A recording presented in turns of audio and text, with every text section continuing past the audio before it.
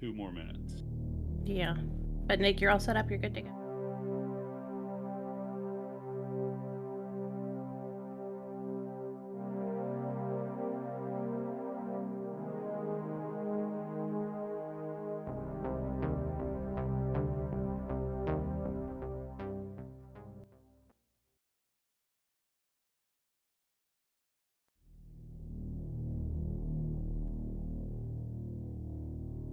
Hello, and welcome everyone to a very special evening of spooky, scary, creepy times with friends and family.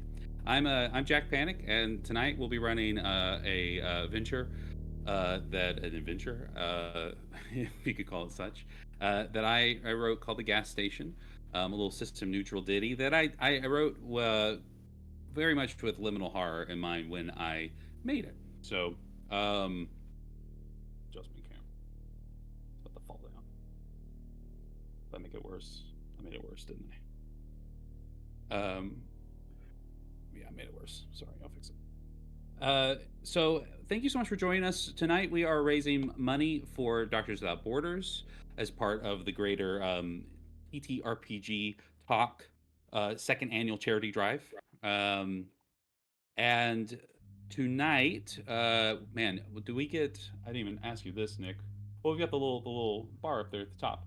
Um, the as you you go and you see us playing. If you want to donate, that's fantastic. We're trying to hit a pretty high mark. We've got a long way to go to beat Jordan Brown. So if somebody could drop like 30 grand tonight, that would be fantastic. Alternatively, tonight in our game, you will have a chance to interact with the game, not only via our chat here, but also with our the fiction itself by donating in increments. When we get to, yeah, you can see right there, right there. For $1, you can help. You can basically the group will find a helpful clue, or you can harm them by making the phone ring. Um, you can, for $5, you find a useful item. Uh, Harm is turn off the lights. $10, activate the vending machine. Harm, they will lose the keys. 20, they get a nice Deus Ex Machina to help them out. And the harm on that one is they become doomed, which is a special little subsystem that I created. It's basically this little dice pool. And if they get a doom, when they're doomed, they start rolling that dice pool every time they take an action. And every time they roll a one, they get another d6 in their dice pool. And when they get six of them, their characters die in the most gruesome way possible. So on top of just the kind of the lethal situation that is combat and liminal horror, we also have a little extra genre emulation. Um, and yeah, that's basically it. I do want to go ahead and say that tonight we will be dealing with mature themes.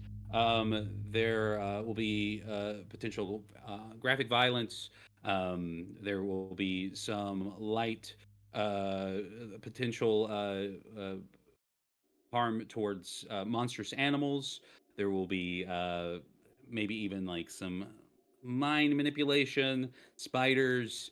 There could be rednecks. So I'm just letting everyone know up front that to that if you're not in that. Also, I swear like a sailor. So this is if you're a pansy ass, um, it's probably not a good time to be here. Um, like I said, I'm Jack Hide. You can find me on dungeonclub.itch.io or at Dungeon Club Games on TikTok. And then I'm just gonna pass the little ball around, and we'll have everybody introduce themselves. I'm just gonna work around. Well, we'll go to Mo next. Mo, tell us about yourself and your and don't worry about character stuff. We're gonna do a character introduction when we get the game going. So just tell us about yourself. Yeah, hey, I'm Mo. My pronouns are they, they, she. You can find me all over the net at Mo Plays Games. Mostly Blue Sky. And that's it. Don't look at me, Meta. Don't or TikTok. I'm not there anymore. I will not be there anymore.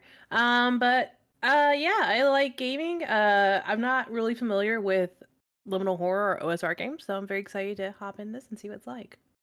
Thanks for having me. So happy you're here, Mo. Next, we'll go down to the bottom of the camera there, and Mason, tell us about yourself.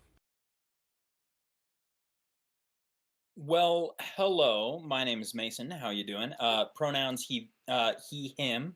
It's a pleasure to be here. Thrilled to be about. You can find me at Rift Kid Games on YouTube or on Blue Sky. I am formerly the professor of RPGs on TikTok, but like Mo, I just ain't there anymore. Don't come looking. I'm gone. So yeah. Okay, wonderful. We'll pass on over to Chowder. Chowder, tell us about yourself. Hi, my name is Timol or Chowder. The sunglasses were are just a part of the character. My pronouns are he, him. You can find me on Blue Sky at Timul Chowder, TAEEMUL Chowder. Uh, that's also my Twitter handle, but I don't go on Twitter as much anymore on the account of it being, as the experts call, heart garbage. I'm part of the Dice Populi crew. Uh, and we're currently on a little hiatus, but we do a lot of cool stuff there, and yeah, I think that's what you need to know about me. I also like doing art, so there's that. And you're just a nice guy. Okay, Dan mode on. Into den mode. Right, and next to Chowder, Justin, if you'll tell us about yourself. Hello, hello. I'm Justin. I use they, them pronouns, and I am one half of the So You Want to Be a DM group. You can find us podcasts, actual plays on Twitch, most of the apps until we figure some things out. But it's at So You Want to Be a DM, hoping that everyone can feel comfortable enough being running the game. But so stoked to be here. Can't wait to get into it. I've run a game. You've run a game for me, and now I run a game I for you. have. Mm. Ah. And then Quid pro quo. last but certainly not least, Star, if you'll tell us about yourself. Hello, I'm Star. I use she, her pronouns. I am a podcaster. I have a podcast called Characters Without Stories where I interview people about characters they haven't had a chance to play yet. And I have already collected 3/5 of the people here as guests. And so I only have two more to fulfill my Pokedex. So please go check it out. Characters Without Stories pretty much everywhere, but I'm mostly on Blue Sky right now. And if you are on Blue Sky and you want to follow all of the amazing people that are on Blue Sky that are participating in the charity drive, I suggest you go there. I have a starter pack, instant follow to all these people. So definitely go check that out. I'm also going to talk until you play me off because I'm a member of the Tabletop Titans and we're the white team and you should definitely donate to us and not to anybody else. So They certainly need it. So if you feel inclined, go for it. last I checked, we were very neck and neck for We some are. reason. All of us are all neck and neck. Yeah. But to be the downside, the only downside to Jordan Brown completely outpacing us and basically taking care of the entire charity run for all of us, is that we don't get to smack talk a lot. So I'm, just doing. Yeah. Well, uh, welcome, welcome. Like Starter said, we do have chat. We do have donations going on there. It will default to our team, but if you want to do the extra work, fine. Stars team. I'm not going to be mad about it. I will kill her character first. So I let's mean, go ahead I'll and get be in. slightly mad about it. Oh, that's fair. Chowder will be Thank pissed. you, Chowder. So for only $1, you can piss off Chowder by donating to the white team. More Okay. dollar you give to the white campaign, the more you piss us off, There and the you more go. you help a good cause. There you go. Double double. Hmm. All right, let's get into it, shall we? Um, well, before we get into it, just give a quick structure how we're going to do this, guys. I'm going to do a little bitty intro, and then after we get into that intro, I'm going to pass the camera around the car, and you'll have a chance to kind of live in your character's skin as if you have that that frame pulled up right on you. and feel free to talk in a mix of first and third to give that kind of that succinct bite. But we really are trying to emulate tonight kind of like a classic horror movie, just a 2 hour um, something creepy, something dangerous. So we don't need everything about your character, just the things that really make them tick and the beats, and we can let the audience kind of find out what's going on here. We do have an interesting web of relationships, so I have no problem with everybody explaining how they are related to each other. But we'll go and get started. It is 3 a.m. in the morning, um, and our scene opens in pitch black. Light slowly builds on the road as we fade in to only the faintest of moonlight hitting the reflective lines of a highway that stretches as far as the eye can see. It's asphalt broken, cracked, um, and the roads beside it bare and barren. Not a star in the sky.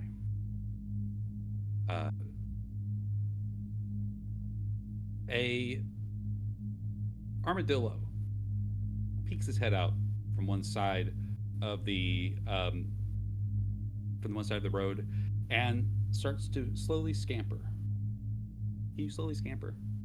We're going to say you can't slowly scamper from one side to the other.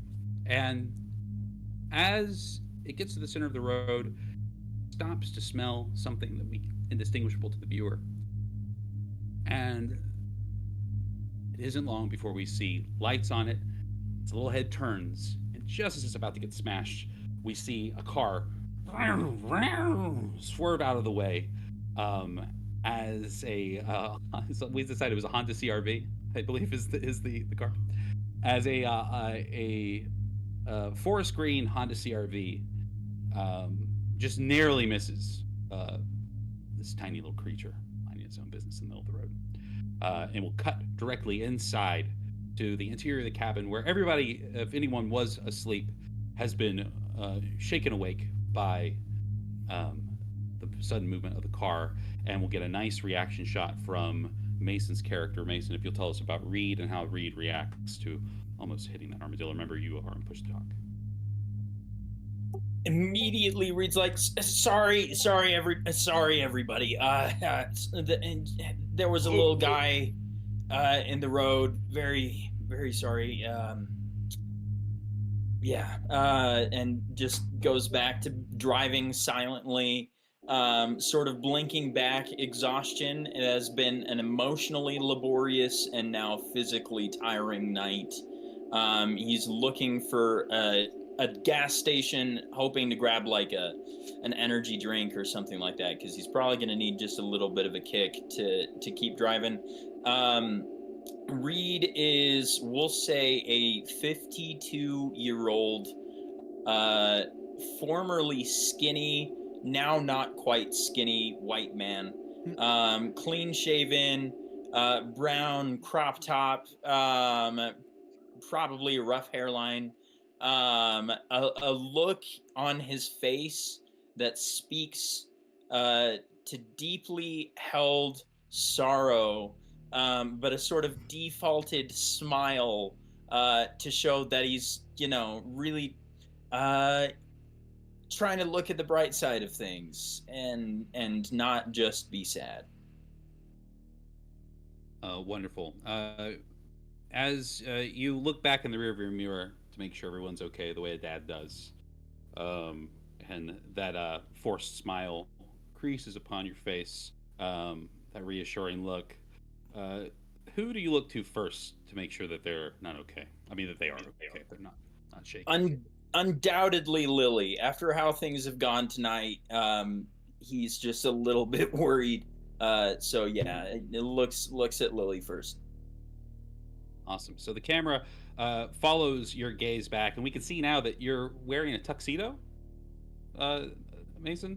A suit jacket and slacks. Nice suit jacket. But yeah. yeah. Do you have the tie undone? Yeah. Hair's a little ruffled. It probably got talked into dancing at some point, largely just because he lacks the sort of self-confidence to say no. And yeah. Lily, are you in the front seat or the back seat? I think Grandma has the front seat just because, you gotta respect your elders. So I think she's actually wedged, as the youngest, wedged in the middle. Sure. Yeah. And as your dad leans back at you to check on you, how do you react? She just doesn't even realize like he's checking on her. She's just what he sees is his 18-year-old, just recently graduated high school, or high school child, young adult, um, daughter, who was living with her mom most of the time, is now in his, like, I guess staying with him for like a new life or whatever, like you do. And so like darker makeup, a little moody, hairs over the face, just sort of like woke up. It was like Kyle was like leaning on her aunt, and then like woke up and just like is kind of like just trying to like get back to sleep because she kind of drank a little too much, and she's like just trying to get situated and comfortable on the ride. You feel your phone buzz. When you Mm-hmm. pull it out, will you roll me a D4? A 4. You have 40% of your battery remaining. Oh my. And she's just And- like leaning back and like just tosses it on her lap and just goes back to sleep. Wonderful. When you go back to sleep, your head falls on one of two shoulders. Since Grandma's in the front, your aunt is in the back, and you're wedged between your aunt and your dad's best friend. Whose head does your shoulder fall on? For comfortability for her own self, her aunts. Sure. That makes the most sense. Not this like Can man. you make She's known can you him make a since childhood, but also it's just like one of those things. It's like, yeah. He's just a weird old. He's just a weird old dude, man. Yeah. You try to like keep him at arm's length. Yeah, like she's sitting next to him, but she's also kind of like doing like one of those things where she's like leaning towards her aunt and like trying to like curl up against her. And as you lay your head back down on your aunt's shoulder, Star, will you go ahead and tell us about Janie? So, um, you're leaning on my shoulder as Janie is wearing a sage green satin bridesmaid's dress. Her hair is in an updo that was much more coiffed at the beginning of the night and is slowly falling apart. She has her feet up against the window next to the driver's side and barefoot, and she has the window rolled down and is basically leaning out of the car to smoke a cigarette, because she's not supposed to smoke around Lily, but it's been a long night. And she's plump, she's got tattoos, she's got the kind of face that seems really approachable, like you feel like you could just you've known her for a long time. And she's just very accepting of Lily leaning on her and is just kind of like letting her sleep. It's wonderful. You take a drag of that cigarette and you exhale out the window, right? Mm-hmm. And I thought my dog was getting something. It's my wife. You take a drag of that cigarette and you let out the window, and yeah, there's a moment of like familiarity there. It's nice to have family, and in that moment, kind of bit of peace is broken as you hear as Dan is looking at you. Dan, are you a smoker? I was about to say Dan actually has his window rolled up and he's got a joint. He's got a poorly rolled joint that he's smoking. Wonderful, wonderful. Lily being assaulted by smoke. Yeah. Actually, no. She opens an eye at the roll joint, and she's like holding out a hand, like holding up. I guess content warning for drugs. I'll throw that in there. It's a plant. It's not a okay. Hey, I'm just covering my butts, all three of them. So yeah, fair enough. But Dan just does pot. He doesn't do the other stuff. Yeah, Dan. So you look at Janie with a knowing, like, oh, you're doing the soft core stuff. Um, Dan, describe yourself and how you look and your whole vibe. Yeah. What you see before you is Dan. First name Dan, middle name the, last name Man. Uh, so on top of the joint, you see a guy, an unbuttoned shirt over the and like the tie is undone. Over the unbuttoned shirt is Hawaiian shirt. Over the Hawaiian shirt is the suit that he wore to the wedding. Uh, he's always wearing his shades, even if it's night, at all times. He's we got ourselves a man who never grew past the 90s. Uh, just a real failure of a guy. Tried to get into extreme sports, didn't work out. Tried to be a skateboarder, didn't work out. Tried to be a shock jock, didn't work out. Tried to do his own Jackass ripoff, didn't work out. But that's the kind of guy you're looking at right now. You are Man. certainly the type of guy that, when invited to a wedding across country, you thought relevant to pack your skateboard in along with your suit. You never know when you need to shred. I do take a little umbrage with you describing a loser guy as wearing a Hawaiian shirt with a suit, because that's definitely a thing that I do all the time. But other than that, honestly, that's my vibes too. Yeah, so that's fair. Okay. you're not alone on that. As long as we're both scumbags together, okay. Awesome. So you take a toke, and then Reed, how do you react to Dan lighting up in the car next to your daughter when you specifically asked him to wait until we stop the car? I think I look at the mirror, see what's happening. I look at the road. Oh, Is there any indication of how close we are to a stop? Off in the distance, you see. Well, the camera kind of pans back to like behind your shoulder as you're looking back at him, kind of shaking your head, right? And you look down, and we see two lights. We see the light on your dashboard, the one indicating that you are well past out of gas. This is a 2008 CRV, so I do think that it has one of those little gauges that tell you how many miles until empty, and it just says empty. But luckily, off in the distance, like a putrid orange moon, there is a sign that just glows and flickers that says gas. And it says open 24 hours in a way that you're not quite sure if that's um, a relief, an invitation, or maybe a warning. But luckily, it's better than being stranded in the middle of nowhere America. And yeah, Reed, seeing this, just kind of takes a deep breath, starts doing some square breathing, like his therapist taught him pretty recently. He's been going to therapy, since the divorce. And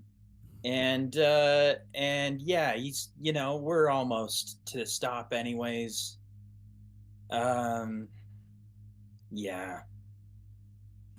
We don't need to have that conversation in front of everybody, so we'll just get there. you feel a hand on your leg, as in a kind of a jolt. It's one of those like jump scare moments that they like to do in the early parts of a horror movie, and you feel the hand and you're brought back to. Grandma, how bad do you have to pee? Oh, I have to. Something fierce. I need to go right quick. Okay, wonderful. Go ahead and Justin, describe your character and let us know how you let Reed know about your current bladder situation. As the movie does that fake pop out of the hand slapping on Reed's thigh, following a bony hand with long claws for nails painted like a bright blue, we see a older woman, probably, we don't need to know her age, she's older, and she is wearing a mother of the bride dress. So naturally, it is an eggshell white, but has on a rather just the worst. Has on a rather large looking hand knitted cardigan that is 3 different colors.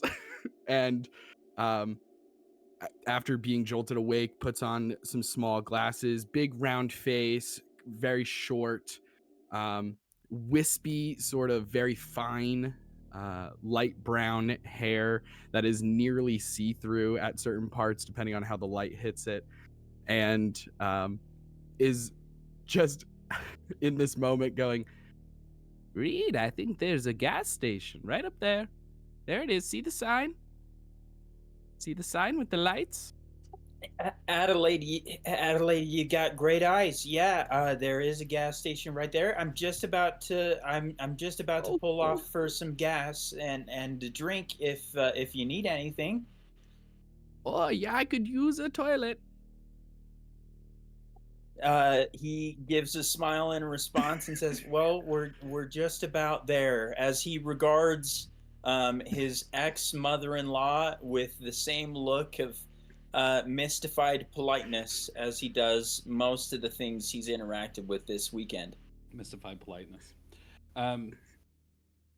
As Adelaide points out the gas station, the camera pans back out of the car, sliding through the window, getting us a nice overhead shot. And we see that we've started to move into a part of, from kind of the dusty plains we were in before, that we're in some sort of tall grass situation.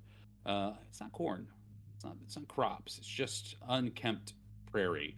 And as the camera continues to pull back, the car careens around what has now become a barrier between the gas station and where you are. And we will see the camera pull back enough that it centers on the sign that just says the gas station. And with that, our adventure begins. We'll smash cut to the car stopping, tires grounding up, pebbles, and the engine as you get up almost to the singular gas pump. There's just one little gas pump in the center of this. I mean, there's 2 of them, right? But there's only one of the stalls themselves. You're almost within reach. You probably will have to push the car another 10 feet to actually get the thing to fit, but just in the nick of time. You all look out the windows, kind of to get an idea of your surroundings. On one side, the long stretch of road that seems to go forever, one way or the other. Beyond that side of the road, just more of those kind of tall, grassy plains, describing before. And then the gas station itself, it's got a unique kind of quaint country elegance to it, and I do mean it is dilapidated and rusted. There's graffiti that covers its walls, different types of advertisements that have been pasted up on it. The windows, they seem to have some sort of maybe newspaper or thick dirt. It's kind of hard to tell. But there's a light.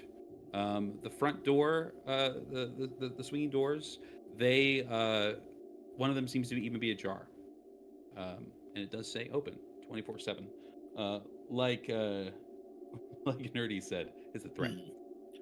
This place is bogus, way behind the times. You're so hip, Dan. And with that, you all can see the pump itself, and then the exterior of the building. And on the front side of the building, there's an ice machine. Around the back, you can see that the gravel, it's not paved, it's just gravel that wraps around the back. There is one light on the backside that's flickering on and off, that you can see a dumpster around the way there.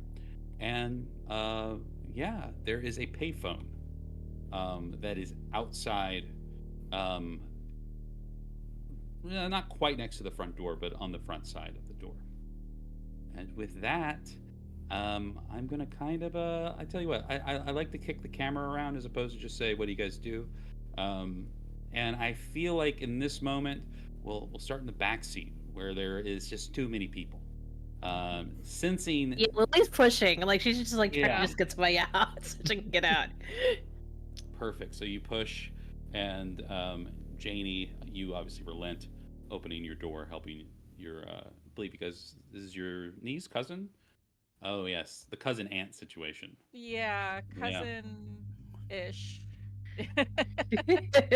Technically cousin, more like treated more like aunt. I think as we start to pull up, I kind of nudge Lily, like, "Hey, it's time to wake up." And as we pull in, I go, "Hey, Lily, can I get you some water?" Yeah, like maybe like a Gatorade would be really good. Gotcha. Oh, I think I Um, still taste the tequila. Oh. um, just yeah, just smiles at that and then steps out of the car in my bare feet, um, to walk into Classic the horror movie move. yeah, my shoes have been gone for a long time, Sure. Oh so yeah, those heels somewhere in the back somewhere. yeah, As soon as Lily like gets out of the car behind Janie, how do you Janie. Janie? I think she goes like ugh, and like goes into the bag and grabs her sneakers and slips them on real quick. So she has her nice little comfy shoes, so that she's not touching concrete. Ugh. Perfect. And at this point, Yeah. I think it's good for us to just kind of establish what everybody wants to do right now. So we'll pull up above table real quick. Um, there are a handful of tasks right now. We need to pay for gas. We need to get gas.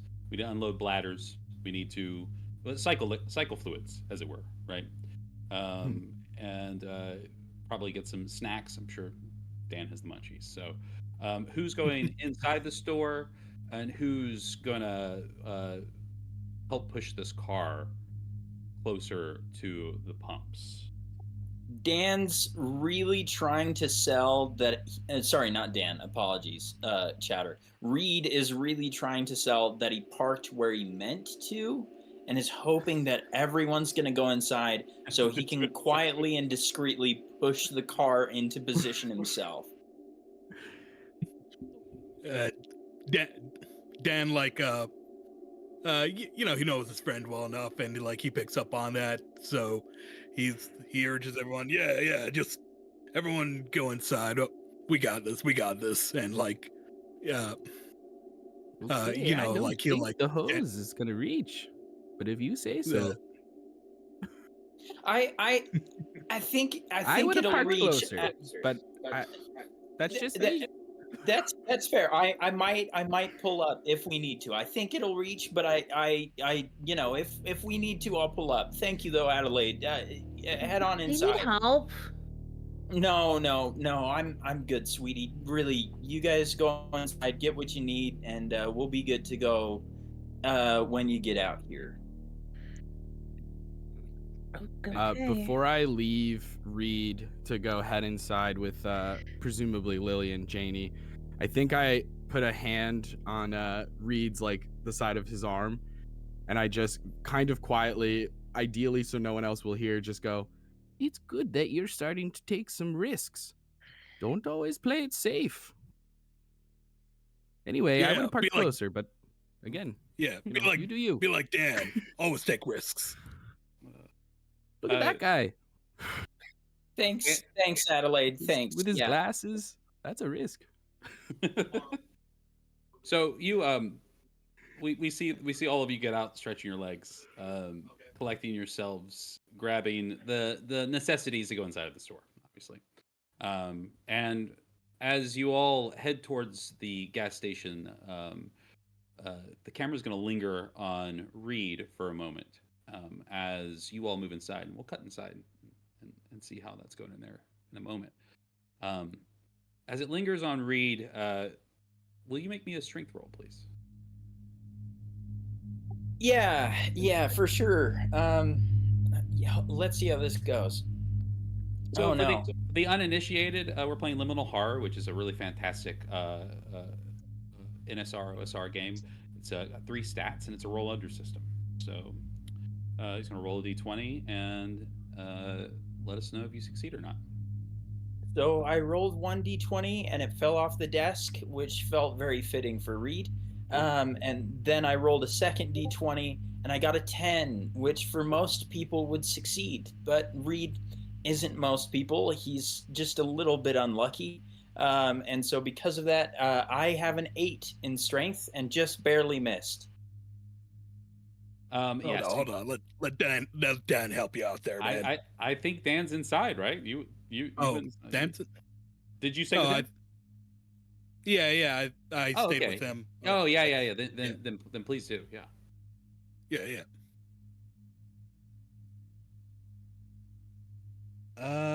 Yeah, I got a strength of 12 and I rolled over with a 16, so. Yeah. Oh man, what do you put in this car, man? Well, it's at this moment that you both are looking around. What'd you put in this car? And you're looking down, and you'll notice that maybe it wasn't in order to save your masculine, your soft masculine cores, guys. It turns out that it wasn't bad strengths. It looks like one of your tires are popped. And as the camera kind of sits on you guys looking at that, it's going to linger on you a moment as you both kind of give each other, a little got to grab the spare kind of situation. And it's going to continue up over the car until it's fixated across the highway in that tall grass. And we, the audience, will see a figure kind of step out through and dust off their hat, put it on, and then fade back into the shadow. And we don't see this, right? You don't see that. And with that, I'm going to cut to the interior of the gas station. We hear the ringing of the bell. This is right as you all walk in. So the gaggle of gals, with it's one of those little bells that just hits a ding as it goes in. The first thing you'll notice about this place is that there is a kind of a thick, overwhelming smell of. It smells like nostalgia. Like when you walk in, it's not a bad smell. It feels familiar, and it stirs emotions in you, which can be good or bad. I'll let you decide for yourself. It also has that smell of old paper and dust, like an old person's home, place that hasn't been interacted with a lot. And when you step inside, incredibly low ceilings. There are 2 or 3 rows of goods, of candies and all the weird stuff, bric-a-brac that you find inside a gas station. On the far back wall, there is a cooler that appears to not have any lights working in it right now. On the back side, kind of you walk in on the far right side, there is a walk-in cooler, and above it, a neon sign that looks like it hasn't worked in about 10 years. It says, "Coldest beer in the county." A little walk-in beer cooler.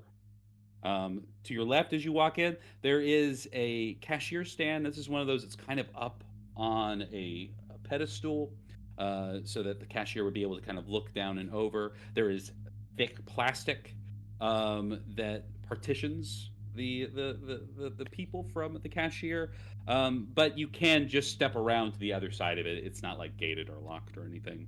And then the floors are brown tile. The walls are kind of putrid yellow, and the fluorescent lights in the space, they burn down bright, and every once in a while a few of them will flicker.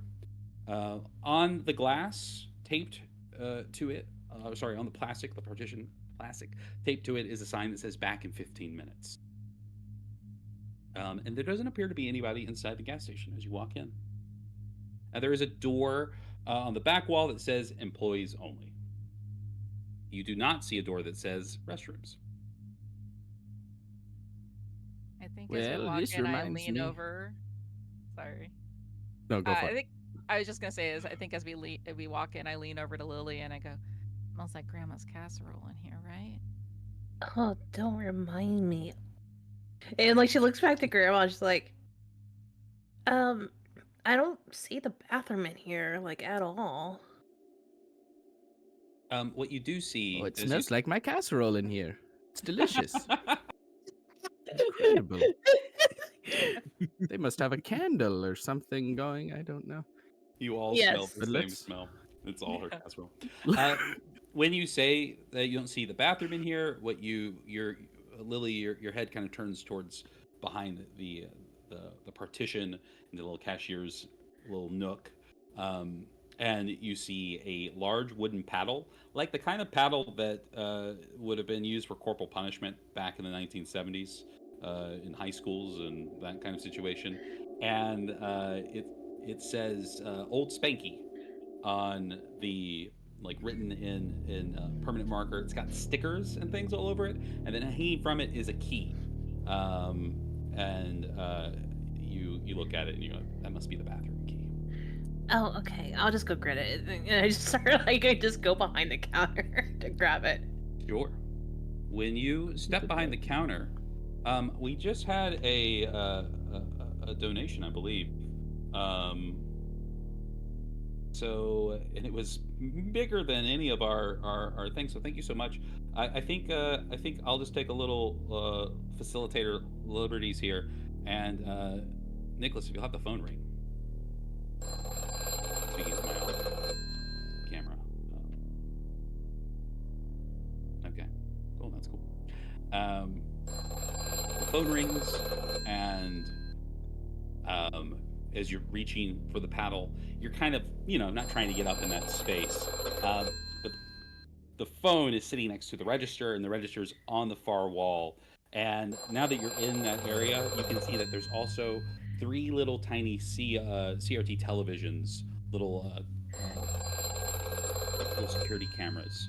They're all 2 of them are fuzzy, and one of them is showing. You can see your dad and your uncle outside fiddling. Not with my the car. uncle. Your uncle. Not Fiddling my with the car. uncle. Oh, Do come you- on! I tell you to call me Uncle. I'm your Uncle Man, but you can call me Uncle Dan. I've Do known you- you since you were little. Do you answer the phone, or do you leave it alone? I think she pauses and her hands like reach out to get the keys and the phone's ringing. She pauses and she looks at her and her grandma. Should I answer that? I should answer that. And I'm like, I pull it up and be like, I try to do my best impression. She's like, this is the gas station. How can I help you? A voice. God, she sounds just like a gas station attendant. She should pursue acting like I did. You know, I was King Lear recently. It was a cold day in the theater that day, but it was good. You were King Lear? That's fantastic. That's a role. It was not only was it was gender Shakespeare in swapped. the box. Yeah, it was gender swapped, and it was only elders in it. You pull the receiver up to your ear, and it is an old coiled landline, red plastic phone, sun stained, so it's almost orange. And you put it up to your ear, and you say that this is the gas station. The voice on the other end says, "You're not going anywhere. Put it down. Put it down. Put it down." And it clicks. I think she kind of just looks at it and just gives it a disgusted look and just puts it down and just that was weird. And Well, who was grab the it, bathroom sweetie? key. Oh, I don't know, just some weirdo being fucking weird. Here's the bathroom key, Grandma.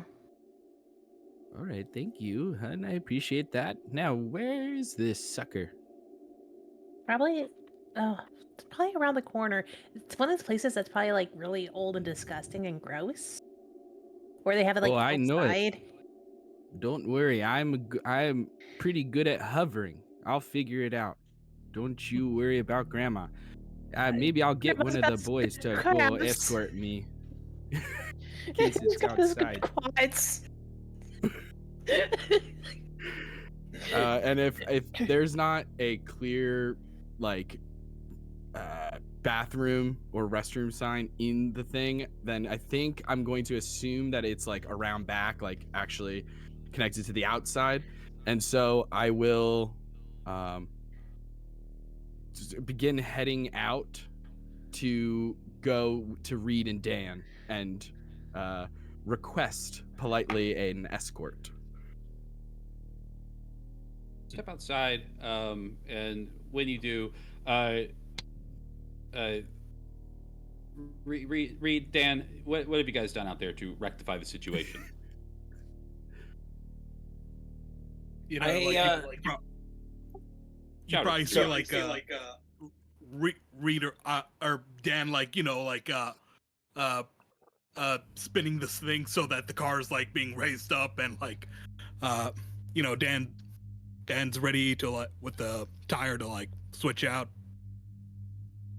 Yeah, I think with Reed being the man that Reed is, I think he's pretty aware of how to replace a tire. I think he gets unlucky with tires a decent bit. So yeah, I think he's currently in the process of jacking it up, has taken all the necessary safety precautions to make sure that, the car won't move while it's jacked up, because you got to watch out for that. It can be unsafe. Yeah. How many times can we say jacked up tonight? That's the real question. I bet a lot. I bet I can fit at least 5 more in. Jacked up. Is that a challenge? I'm jacked up.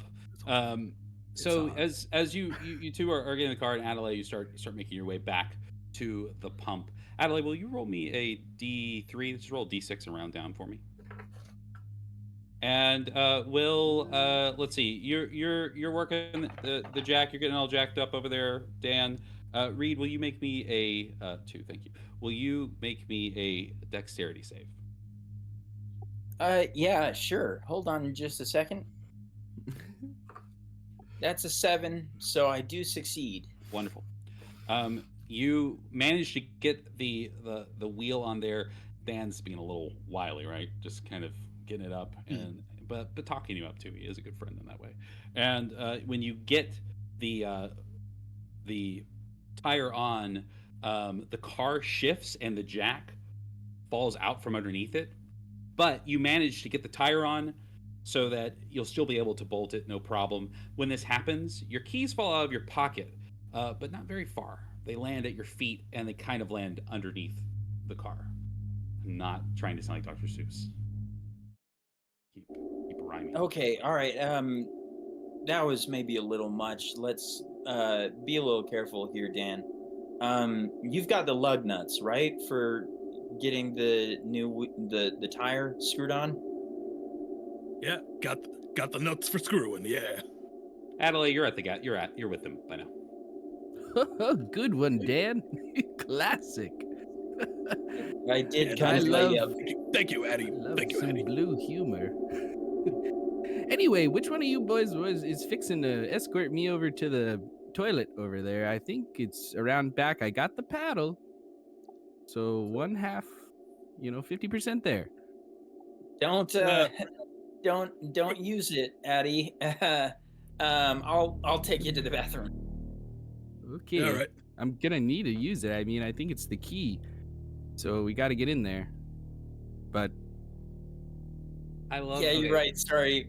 I was trying to make a joke. Just the dynamic of your ex-mother-in-law and refusing to accept your jokes is very funny. I like that a lot. Cool. So the two of you, you get up and go away. Reed, do you take the keys with you, or are you going to toss them to Dan? I think I'll toss them to Dan and just be like, once you got the wheel back on there, push it up a little bit, and I'll pay for the gas after it's done. You got it, dude. Dan, make me a dex save, please. Wow. Yeah, 18. That's above 15. So. Oh, I fumble it. Whoa. Yeah, the keys just go shooting past you. You're a little stoned. You're still a little buzzed from the wedding, and they fly over the car, not too far. Um, you see them kind of, you can hear them kind of hit and then do that little bit of a bounce skip, and you look at each other and you know they take off. I think what we'll do now is follow them to the bathroom and let you continue put the the wheel together. We'll come back to you in a second. We're gonna follow them to the bathroom, and then I'll jump back inside the gas station with the rest of you. Um, we round the corner. We cut to directly to around the corner. The two of you walking around the corner. When you do, this is this back area. You see a large red dumpster.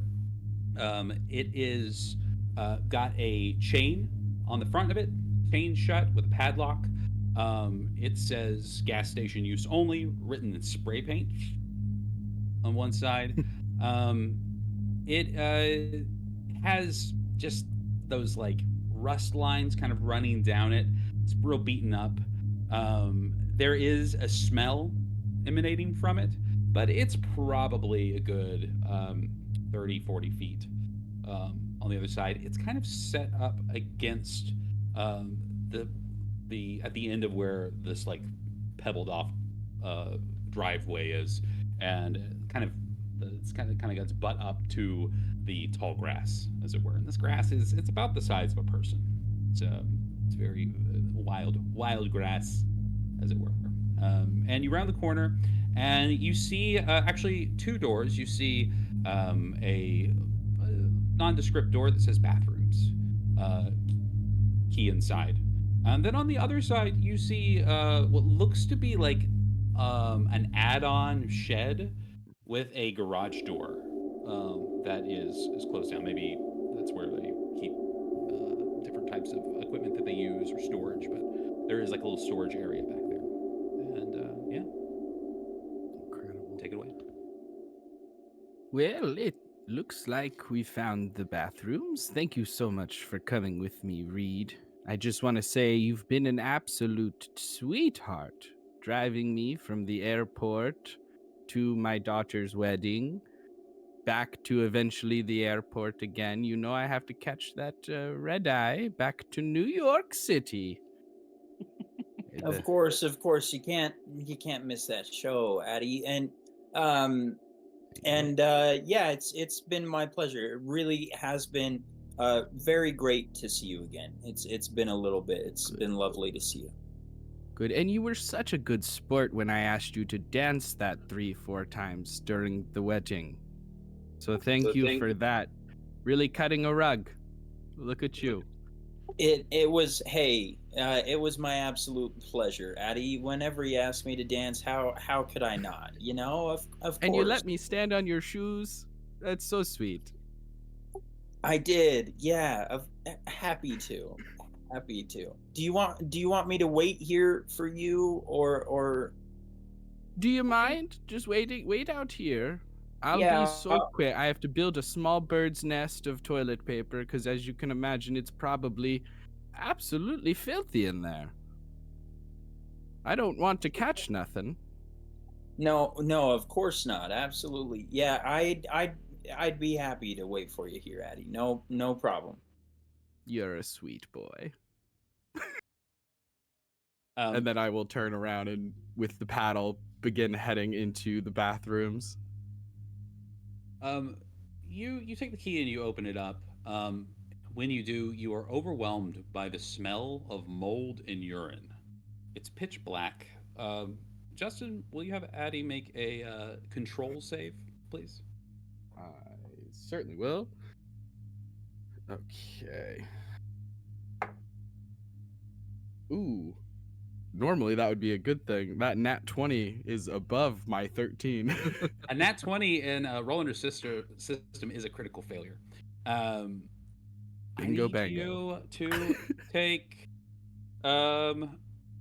one stress, which means your hit protection will be reduced by 1. Roger that. My God, this is the worst casserole smell I've ever smelled. different kind of casserole. And the real way that critical failure is going to push through is you open up the door. You're overwhelmed. You reach for the light switch, and when you do, um, you go to click it, and it doesn't work. The bathroom is very dark and has no working light bulb. Oh gosh. Oh no. Well, I think Lily showed me how there's a flashlight on this guy. 1 second. And I will pull out my smartphone. It Sure. might as well be like an iPad. It's so big. I got the biggest screen that I could get. Is The it also one font of the is crickets where gigantic. it has like 4 buttons only for like certain numbers Right? and that's it? Just the most important things. But there is a flashlight, I've been told. If I can find it. Oh, there we go. Wonderful. Just so we all know, for the rest of the evening, when you use your phone, each time you do, it starts at. We're going to do a little usage die situation. So it's going to start at a D6. You'll roll that D6, and if it's a 1 or a 2, it goes to a D4. And on a 1 or 2 on the D4, you have one more use of your cell phone. So go ahead and roll a D6 for me, please. That's a 4. Perfect. So you turn on the phone, it's still got some juice left in it. You scan the bathroom with it. You see that, all things considered, it's not that bad. There's definitely some graffiti on the wall. There is on where the mirror should be above the sink. It has been taken off the wall. It's sitting down on the side next to the sink. It's like a medicine cabinet as opposed to just like a mirror. It's like a big cabinet. And there is a hole in the wall above the sink that is just large enough that maybe you could fit your hand inside. You see that Ooh, the I've urinal. read about these. Well, see how the hole goes. The urinal, the one urinal inside has duct tape, Xing it Ooh. off, marking that it is not usable. And then there The is one bidet is broken. there's one stall inside here that is Perfect. that is floor to ceiling. I actually really care about the privacy in this place. Oh, how considerate. Well, good to know. That way, no one can look through the hole and see me do my business. I will head over to the stall, and if it's truly floor to ceiling, then I suppose looking under would be completely moot. Not helpful. So no. then I think out of habit, I will just do a quick knock. Just even though the lights were out and there's no Sure, feasible reason that there should be someone in here, I think out of habit would knock. Just, you never know. And if no one answers, then I will open it up and begin laying some sheets of toilet paper across the seat and do my best to hover. Yeah, you knock on the stall out of habit, and the camera lingers for a moment as if we're expecting, but nothing happens. And reassured, you open the door, and when you do, the camera cuts back to a perspective of you from the floor looking up, and your face goes white as you see a dead body lying against the toilet back. I need you to make another control save for me, please. I don't say dead body, a body. I don't know if it's dead. Okay, that was under 9. So, don't like the dark. Maybe this guy's just drunk, right? Maybe it's okay. Sleeping it off. The attendant was missing. Maybe this is the attendant. You can't really see their face. They're leaning back, and you are still using your flashlight. When you get a little bit closer and look at the face, you'll notice that this is just seems to be a person, a male presenting person in their maybe mid-20s, late 20s, wearing a white undershirt, jeans, the shirt tucked in, and cowboy boots. And their heads kind of turned out of the view, and when you get a little bit closer, you can see that their entire head has been wrapped in duct tape. Oh no. Well, that's not what Grandma Adelaide says. Grandma Adelaide would absolutely scream. Yeah, I think getting closer, as soon as I see the duct tape, and it becomes significantly more likely that this is a dead body versus somebody sleeping or something like that, I think Grandma Adelaide would just scream Sure. at the top of her lungs. Reed's Ah! knocking on the door. Reed's knocking on the door. Addie, what's happening? There's a body in here. There's some dead feller. It's at this Reed's point coming into the bed. All right, go ahead. I don't want to cut you off, Jack. I was just saying. Reed's I gonna don't come want in. to. I don't want to cut you off. I yap if you don't tell me to stop. Yeah, Reed will enter the bathroom, and approach, see the body, eyes go wide for sure, and kind of a little protectively, like, step, sort of turning his body between Addie and the dead body on the toilet, while he himself is still looking at it because he's finding himself in a spot where he can't really look away, and he's gonna say, okay, Addie, maybe, is there any chance that... Can you hold it until the next gas station? It's too late for that, baby. As soon as I saw that body, it's all gone. So we're good to go on that front, but we have a different problem now. Yeah, I'm gonna call the police. Let's step out of the bathroom just so we don't, tamper with any evidence or anything like that, Good Okay, thinking. so what we're going to do now is Grandma screamed pretty loudly, so anybody that's in everyone else knows that there's something going on. If you want to join them in the bathroom, you're more than welcome to enter the scene. Alternatively, you can choose that maybe the walls are too thick and maybe you didn't hear. I'll leave that up to you because we are playing into genre. I'm gonna go to. Sorry, go ahead. No, stop. Yeah. I was just gonna say that before the scream, like directly after they left, I'm gonna grab the phone that Lily put down, and I'm gonna dial *69. Which I don't know if that's still a thing, but it's a landline. Sure. Yeah. But yeah, I'm just gonna dial *69 and like wait for somebody to answer. And Lily's not even in it at all. We're was sorry. that? The number you're trying to reach has been disconnected. Fine. Fucking, I put it down and I guess start browsing the aisles until we hear the scream, and then I think I'll go running. Yeah, I think Lily was like in the like the area just like near the the drinks areas, just like on her phone trying to catch up like the latest goss that she missed the last couple hours. Sure. So if she has internet out here. You do not. Well, I take that back. I feel like you're getting it in spots. So you're probably walking around the place like trying, and it's being finicky. You hear the scream, and you put down the phone receiver, and the both of you make your way towards the door. And as you do, there's a vending machine directly next to the door that you didn't really notice as you walked in because it was covered in flyers around town. Those little like single tear, take a number kind of flyers and whatnot. And as you walk towards the door, it goes from being off to clicking on, and with a chime, it activates. The glass on it completely opaque.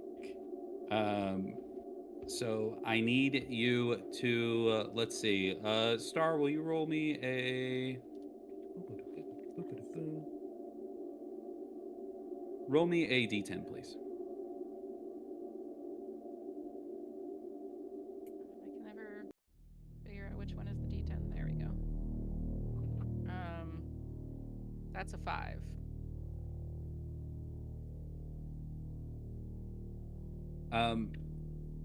You hear a thud, and then a little drawer pops open. So you can just look inside. You don't have to ominously stick your hand inside a machine. And when you look over, you see a stapler. Have you ever seen a vending machine that spits out a stapler? Why would it do that? Who buys a stapler from a vending machine? Weirdos Does in it weird have- back countries that I like think we don't have any internet from. Like, oh my, like where are we? you got me. I grab the stapler and I like crunch it to see if there's actually staples in it. You crunch it, and when you do, you activate this resonant artifact. Now, in Liminal Horror, they have their own system of like magic items, but they're kind of like weird items. They all have specific ways that they're opened or activated.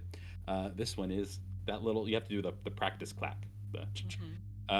When you do, it does have staples inside of it, and when you pull you do it and you put the staple back, you notice that the staple is hovering in the air where you left it. Just so you know, this stapler does 1d2 damage, and when it hits a target, they are stapled magically in place, and they have to use their action to pull themselves free.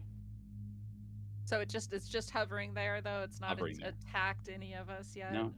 The staple is just you wherever you clacked it, you pull it back, and it's as if that staple is like you stapled reality. The fuck? I reach for the staple. And when you do, it plucks free, no problem. Maybe you're still a little drunk. What did you put in those drinks? Fernet and tequila and I've never drank enough to see a staple float in midair. Having a shared hallucination, maybe. Both of you, please make a control save for me. It's a d20 against your control stat. Nat 20. Oh, wonderful. Yeah. Natural one, so I think that's Hey! That's a crit. is That's that a crit. a Good. what do you That's call a it? The critical success. that's not a and critical success in this game, is it? Yeah, it is. Yeah. You both got criticals. Star got a critical failure, and Mo, you got a critical success. So you know what happens? Nothing. Absolutely nothing. All that. My head went dead. Oh, you didn't hear any of that? No. Yeah, you both got critical successes. You both got crits. You one failure and one success, and so nothing happens. They cancel each other out. Oh, right. Okay. Yeah.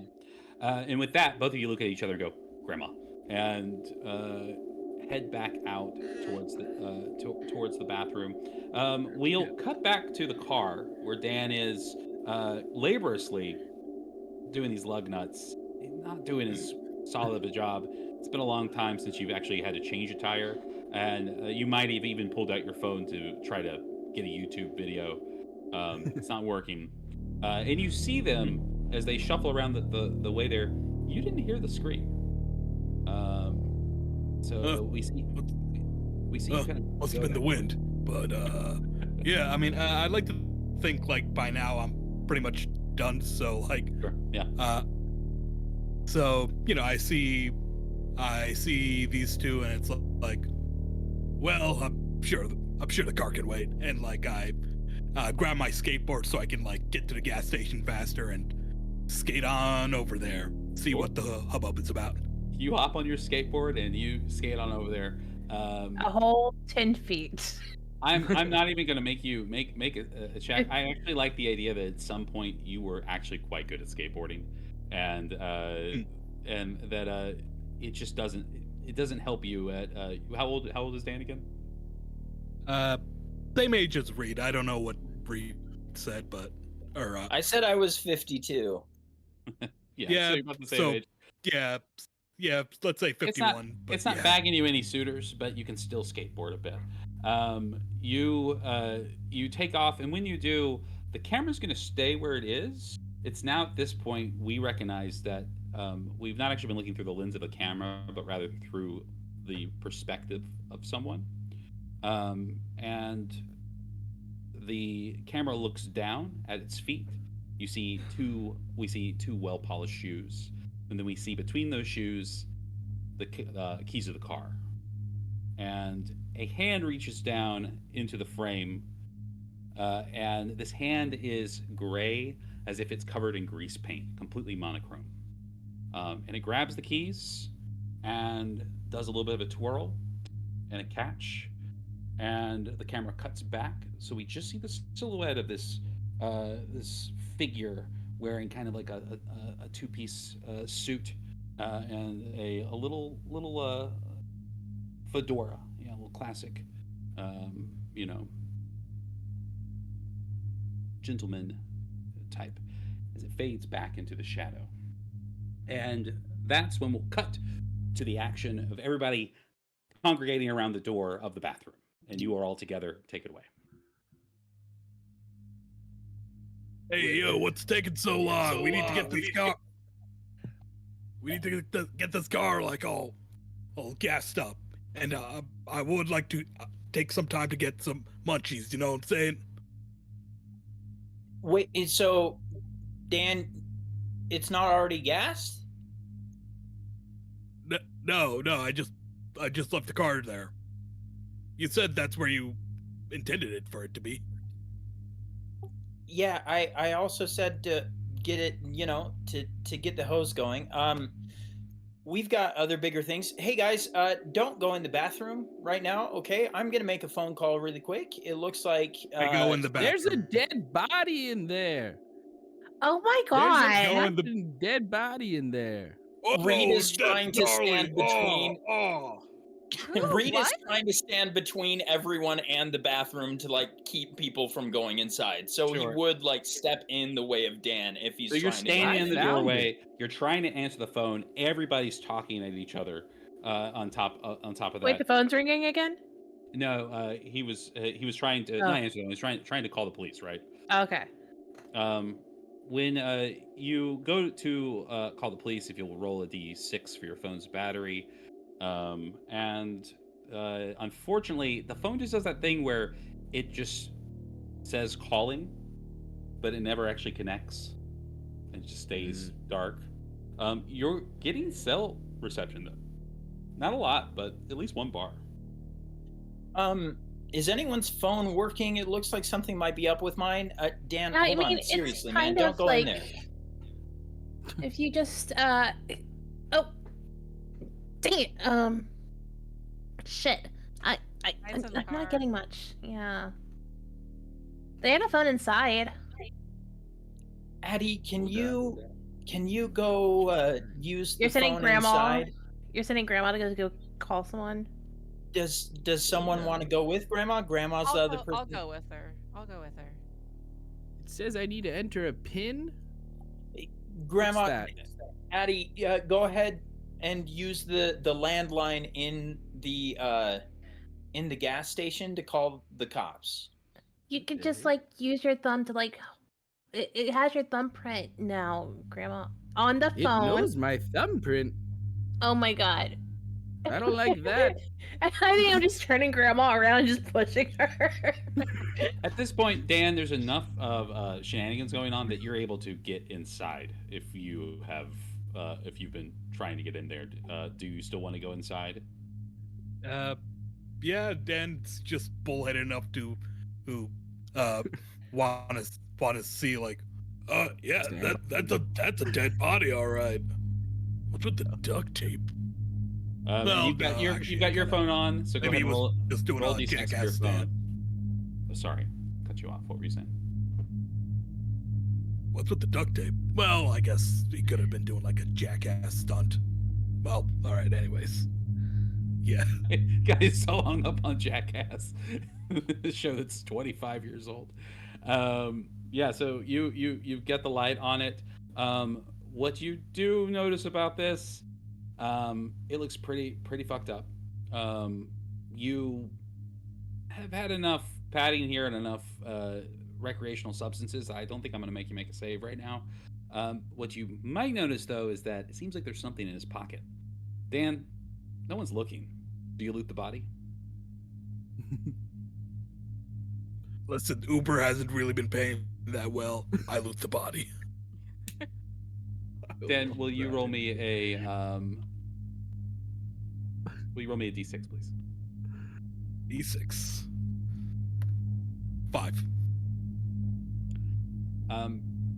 Inside the pocket of this, you can tell, dead person is a cassette tape. I think I left my Walkman in the car. You certainly did. On it, on the tape, it says it's a strip of it's just a little stereo cassette tape. Is the type you would record over. It's not like an album or anything, or book on tape. And there is just a abbreviation that you don't really know, just ABVD. That's all it says on it. Let me just Dan, write that down. come for on, myself. man. ABVD. Hey, you know what ABVD stands for? Always be Vampire Diaries. Already Somebody been very misspelled dead. ABBA. Already been. Yeah. Already been very dead. With that, Actually, that could yeah, be Reed, it. you grab him, and let's cut to we're now on the other side of the gas station, and Addie, you are going to be trying to make a phone call to the police, correct? Well, I'm trying to. Yes, that's what Reed told us to do, and that sounds like he's a smart boy. I don't think he's making much money off the crypto, but he seems to have a good head on the shoulders. I trust him, so I'll make a call. The payphone on the outside of the gas station is decidedly broken. The receiver has been cut a long time ago, so you head back inside to the landline. And when you do, the door closes behind you. You both hear the sound of a very loud truck pulling up to the gas station, parking directly between you and your car. And when that happens, the phone rings. Oh, that must be a coincidence, I'm sure, but it feels eerie. I'll surreptitiously approach and go to answer it. This is Adelaide. I don't know who you are. Well, they do now. I just told them my dang name. The heck are you talking about? Voice and says, I'm sorry, you called Sparrow County Police Department. How can Oh, the police? Oh, good. You called back. Great. We got a dead body over here at this gas station. So, got it?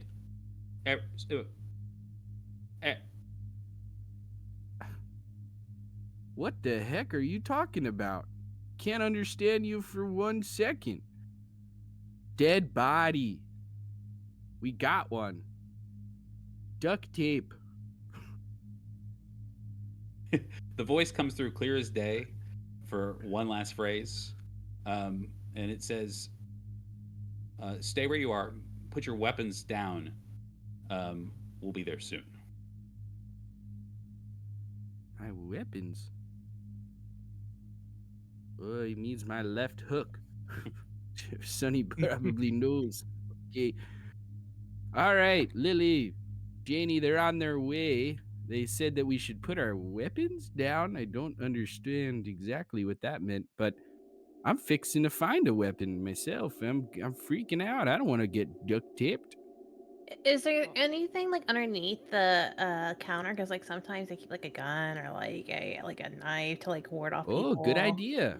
Well, The let's cash search. register is open. Oh, here's $20. Grandma, I'll give you $20. Don't steal. Come on. You No, pull no, I'm you I pull thought you were done with that. You pull it open. There is no cash tray inside of it. Instead, there is a handgun. Oh, Janie, this you should probably take this, I think. What with you working in bars and such. All right. Well, I guess how would the cops even know that we had weapons, or why would they expect that we would have weapons? I guess just so that they don't, it's a good question. They don't make a lick of sense to me, them authority figures. The security cameras. Is there anything happening on the security cameras? You notice that maybe only Lily, because Lily was one before. That the three screens, one of them has clicked on as well. So you see two active screens. One was looking directly at your car. Now that truck has kind of pushed itself in front of it. And you see a couple of silhouettes. Looks like three people are inside. It's a single bed, single seat cab, and they're getting out. They're kind of sitting there, kind of rustling around. And then you also notice that the screen that's just clicked on, it looks like it's looking into some sort of interior space. You see, it's kind of like infrared light, or like dark, like that green, not infrared, but like that green night vision security camera light. And it looks like there is beer that is covered in thick coats of ice, and then something that's kind of obscured from shadow, kind of looking around. But it looks like it looks directly into the beer cooler. You know what? I'll go talk to the people in the truck. Maybe they can help us out. Sure. As soon as you go to step towards the truck, the lights shut down. Oh, It's not pitch black. I think Lily screams just because it's caught her off guard. Yeah. It's not pitch black. There is the slight glow of the neon moon from outside, kind of pushing through into the shop. And as you head outside, and as the lights go out, will the three of you, Adelaide, will the ladies, please make me a control save? That's an 18. Is that a failure? Oh yeah, my control's a 10. Also an 18. Also a failure? We clutch each other and scream together. What'd you roll, Star? I rolled a 5. Okay, so you're good. Who has the gun? Yeah. I do. Okay, good. You scream. See, scream. I was thinking. And you manage to keep your composure and you don't pull the trigger. Just so you know, Star, that gun has 6 bullets in it. It's just like a handgun. It's just a handgun. We'll call it a revolver. It's a good old fashioned, big old hand cannon. You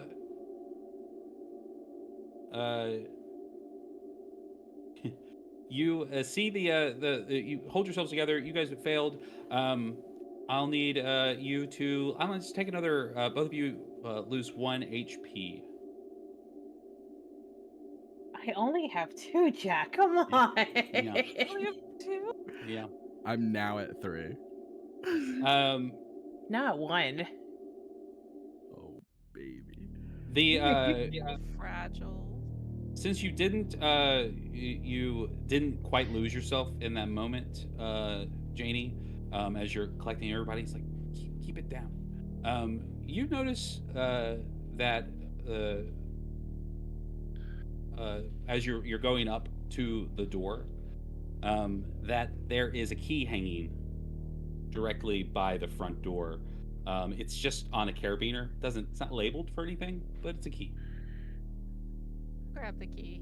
It might open that other door that we saw. The dumpster.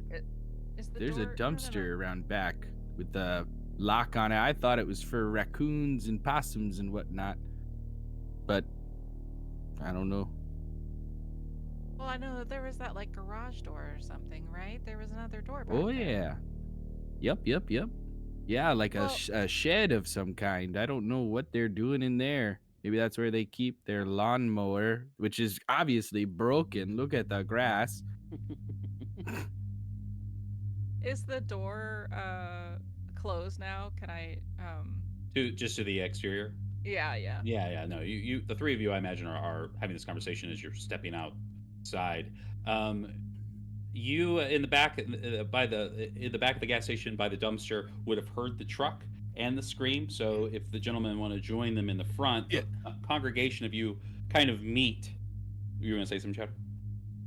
Oh yeah, no, I'm kind of imagining like like Dan's holding the cassette away from Reed, and he's like, "Oh, come on, man! Don't you want to get to the bottom of this mystery?" Man, you're tampering with evidence. That's a crime. We're gonna get in trouble. They have security Oh, cameras come on. around here. Security cameras. That's a good idea. We could totally see what's on this tape. Hey, oh, come on, have some sense of adventure. You hear that? Yeah, I heard it. Let's go. You should put that back. Heck nah, man. I don't know why you're being extra weenie. You've been an extra weenie since the wedding, man. And you guys both round the corner, and when you do, you immediately drop what you're talking about as you notice three figures that you can't really make out the silhouettes of. One of which is holding a flashlight that is pointed right at Adelaide. And a voice, as your eyes are adjusting, says, "Now what y'all up to out here?" As it waves the flashlight around. I'm holding the gun behind my back, by the way. Well, young feller, we're at a gas station, so maybe you mind your P's and Q's and use your common sense. We're getting gas. You and know maybe what? some munchies. Oh, that's Dan. Though you see the three figures better now as your eyes adjust to the light and as they take the flashlight out of your face, and you see three people, a man with a thick mustache that runs all the way down either side of his chin, and a skullet that he's got covered with a trucker's cap. He's wearing a camo button-up, sleeves rolled up, pack of cigarettes inside, wielding a very large mag light flashlight, the one kind that if you got whacked over the head with would hurt quite a bit. Behind him, much larger gentleman who completely clean shaven, completely bald, wearing just a little leather jacket, a little leather vest, I should say, his gut hanging out, and then behind them, a thin, red-haired woman who is missing her front tooth. He says, "Tell you what, Jethro, I think it's better you go check out their car. We might got some troublemakers here in town." Oh yeah, because we're But- so trouble. Well, there are some troublemakers here before us because there's a dead fucking body in the back of this gas station. So I don't know what you're doing going in our car. True. He pulls back his little We shirt. called the cops, by the way. He says, "And we They're showed on their up, didn't way." we?" You don't look like cops. He says, "Well, you don't look like locals." And I'm Because we like, are We- dipshit. Excuse me, sir. My name's Reed. Sorry, I didn't catch your name. We're just driving through. We came from a wedding. We're trying to get some gas. And as some people were trying to use the bathroom, we ended up finding there's a gentleman with his head duct taped in there. "Gentleman with his head duct taped. Now, are you picking up any of this?" The woman steps forward and she says, Sounds Reed, like a bunch come of on. Right to remain silent. city They're talk not to me. cops, Dan. They said there were cops. She says, "I'll get the gun." She walks around to the other side, grabs a shotgun off of a gun rack in the back Ah, of the truck. shit. I really don't think that's necessary. Well, you're the one that's out here, the little guy. He's a little guy. He says, "You're the one out here at an abandoned gas station, 4 a.m. in the morning." Did you just not hear what he said? We are coming from a wedding. We're stopping to get gas. How hard is that to understand? He says, "Lady, this gas station ain't been in service in over 10 years." Then why were lights Lights on? working. The phone's working too. Huh. Strange, ain't it? Jethro, go get their shit. The big guy. Did you say walks the around. woman? I'm sorry, Jack. Did you say the woman is the one who grabbed the shotgun? Yeah, woman has a shotgun. Little guy has a big flashlight, and the big guy's just big. Can Adelaide, all while having her hands kind of like not like up, but like kind of hands displayed, as Lily and the others are like arguing a little bit? Can I just inch towards her? Yeah, of course. Yeah, you inch right In the up. off chance that things feel like they're gonna pop off, and then I can Sure. maybe wrestle that shotgun away from her. Sure. Yeah, you're coming up, and you're how old is Adelaide? Enough. Oh, well, Enough. the Yeah. year was I 1912. I think No, I think I'm that probably probably like late 70s. beautiful. I think that you're disarming enough. Yeah, Go ahead. Yeah, while all this is going on, Dan's gonna whisper to Reed, "When I give the signal, get everyone inside, and we barricade the door." Perfect. Dan, for once, don't do anything insane. Nothing clinically insane right now. There are guns. When have I ever done anything insane? And also, they're the one pulling the gun on us. All the time. All the time you do insane stuff. I know they're pulling guns on us. That's why we shouldn't do anything insane. They're gonna shoot at us. They clearly just want to shoot at us. What the In fuck fact- you two on about over there? The little guy picks up his light, puts it right back in your face. Go! And I'm grabbing someone and running inside. Sure. Oh, you run inside? Yeah. Yeah. So you take off inside. Does anyone go with him? I might use the distraction to go for the shotgun. Okay. I'm gonna try and step between Dan and the guy with the flashlight so Okay. that, you know, if anything crazy happens because of what Dan's doing, Perfect. What else? What are you gonna do, Star? I was gonna say I've kind of been this whole time like inching myself in front of Lily and kind of putting like a protective arm in front of her and trying to kind of like steer her back behind me. Mm-hmm. And then as Dan rushes past me, I think I'm just too like startled by it to do anything. So like I'm still here. Yeah. Lily, JD, in the gas station now. So Dan takes off into the gas station by himself. Do you skateboard there? Quick kick flip. Rip a sick ollie, dude. Get out of here. Do a kick flip. I do a kick flip. Hell yeah, man. I think as they're Ray's distracted by Dan running into the thing, and she's behind Janie, and Janie's kind of like hiding her. I think she takes off into. You said there was tall grass, Yes. or I think she like takes off into the grass and just like you bolt away. Janie's kind of stuck there, doesn't know what to do. Reed is trying to put himself in harm's way the way a dad does. Dan is kick flipping away. And Adelaide, you are going to lunge for the gun. The shotgun, yeah. I'm gonna Beautiful. try and wrestle away that shotgun. here's what's going to happen. As all this is happening, the three of them also spring into action, and Reba readies the gun and is about Reba? to give it a blast, and you go in for the shot. So before she can shoot the shot, if you'll go ahead and roll me a strength save, please, Grammy. Strength.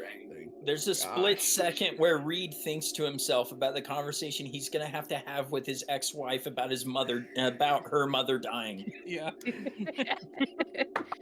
You're more concerned about the conversation than you are about her life. It was so close to a critical success. That's a 2 on the die. Okay, perfect. So that is Nice. successful. You And I have a managed to 13 in strength. you manage to grab the gun and pull it away. As you pull it away, he still pops off that shot. But because you grabbed it, you're going to end up with it in your hand at the end of the turn, and it's going to impair the shot. So it would have been a D10 at Chowder at Dan, and instead it will be a D4. So and tonight, guys, I'm just gonna have you roll your own damage because I think that's meaner. Yep. So if you roll a D4, It is meaner, but it is also good. Yeah, that's 3 damage right there. oh damn, how much HP do you have? 5. So, Okay. Oh! Right in the keister. Oh. Yeah, buckshot right to the butt as you fall over. Not quite. You're almost to the inside of the gas station, but this knocks you over as it happens. As that happens, you fall down, and your glasses kind of like fall and break, and we can see your eyes for the first time. And as you're looking at you're looking up and around, it's the first time you notice the security camera. We just got a $1 clue, so this is your clue. Security camera, and you can see the cables for the security camera. They don't run into the interior of the gas station. They instead run around the top of the outside, around the back. So you're laying there.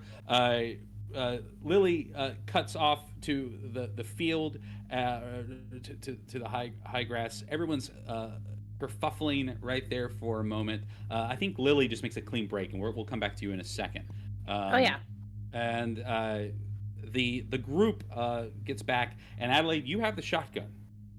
So I think you have the scene right now. I think I like taking the shotgun, settling slightly into the moment, immediately cock it again and point it at the two people who are closest to us, Reba and Jethro. Or Jethro went to go check our truck. Jeffrey's the big check our car guy. out. I don't think I gave a name for the little guy. Yeah, I point that gun at that little guy. When she does that, I'm also going to raise my gun at Perfect. So now we've got two guns pulled up on them. And yeah. when that happens, Reba, oh shit, a whistle as she speaks, and the little guy, he drops his flashlight. Oh fuck!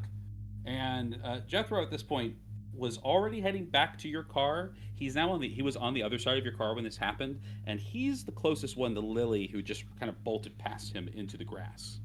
And as he's standing there, he looks and he goes, "Oh fuck!" And he is also going to he doesn't go in the grass. Instead, he ducks down behind the car. And when he does, the camera goes down with him. So it's just kind of him pushed up. Shit, oh, fuck. And he starts looking through the open door of the CRV, seeing if there's anything useful. Obviously, you guys don't have weapons and things. You're just people. And a voice from off camera says, "Oh, you'll do nicely." And Jethro, with a look of fear, is pulled down out of frame, and then we just see his body pulled into the tall grass that waves and disappears. And he's gone, and nobody is the wiser. We'll cut to you, Lily, inside the grass. You hear wrestling. No screams, no violent cracks, You can hear them talking over the side. It sounds like in this moment, your family's in charge of the situation. Grandma's taking care of it. What are you doing in this moment inside the grass? I think just trying to like gain a composure of like everything that's fucking happening. So like I'm just like kind of like hiding right now, and just like, okay, okay, things are fine, things are fine, and like she's gonna like pat herself down, and because I have this one thing, she's like, I got my shoes on, and like she has pockets in her dress, so she's pulling like in her pockets. She actually has her box cutter that Nice. she that she, I don't know why she had it on her. She just I guess it's habit because when You're you a work in young, retail for so long. and you're a You just young femme presenting person in the modern day world. You're carrying a weapon with you. It's just yeah. the nature of the game. Yeah. So she's like gonna like keep her hand like on her box cutter and just like be like, all right, it's there, and she's just gonna like kind of like wait it out and like try to stay like not too far where she can't see anything, but enough to be hidden, but she can kind of like see what's happening, but it's like all like shadow movement and stuff. So do I see Jeffro get pulled in, or do I like just hear that, or You hear the rustle, and as you uh, look over, um, your phone goes off. I freeze just because I'm like making sure that no one's heard me, and then like I go to like pull it out and I look at the screen to see who it is. It's a text message from an unknown number. I think she's like breathing slowly, and she's like, and she, one-handed is able to like open it up and like see, reads it. You look at the bubble, and it says behind you. And with that, we will go ahead and take a break. We'll let Justin's got the right idea. Let's all go cycle some fluids. Let our audience cycle some fluids. Let them get a chance to just donate some money because I know they need it. They've been gripped by riveting storytelling. We will be back in. Let's do a 10. I think that's fair. Hey, Justin. Okay. We're taking a Perfect 10-minute break. I Amazing. All right, we'll Can't be wait. back in 10 minutes, folks. Please don't go anywhere. Don't change that Liminal Horror channel. Don't touch that Liminal Horror dial. We'll be back with more at the gas station. Whee!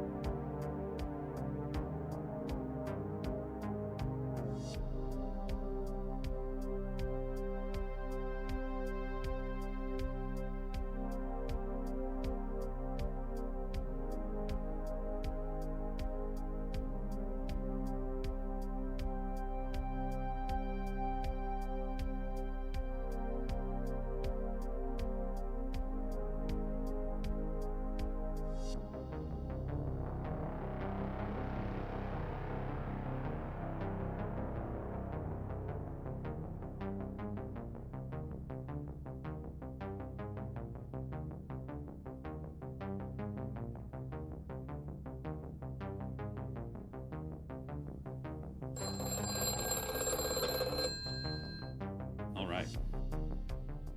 Hi, buddy. How are you doing? We're doing great. Not having a good time, Jack. I've been shot in the ass. I'm Not so having stressed. I'm so stressed. A bunch of relatives I'm in and a friend control. might die.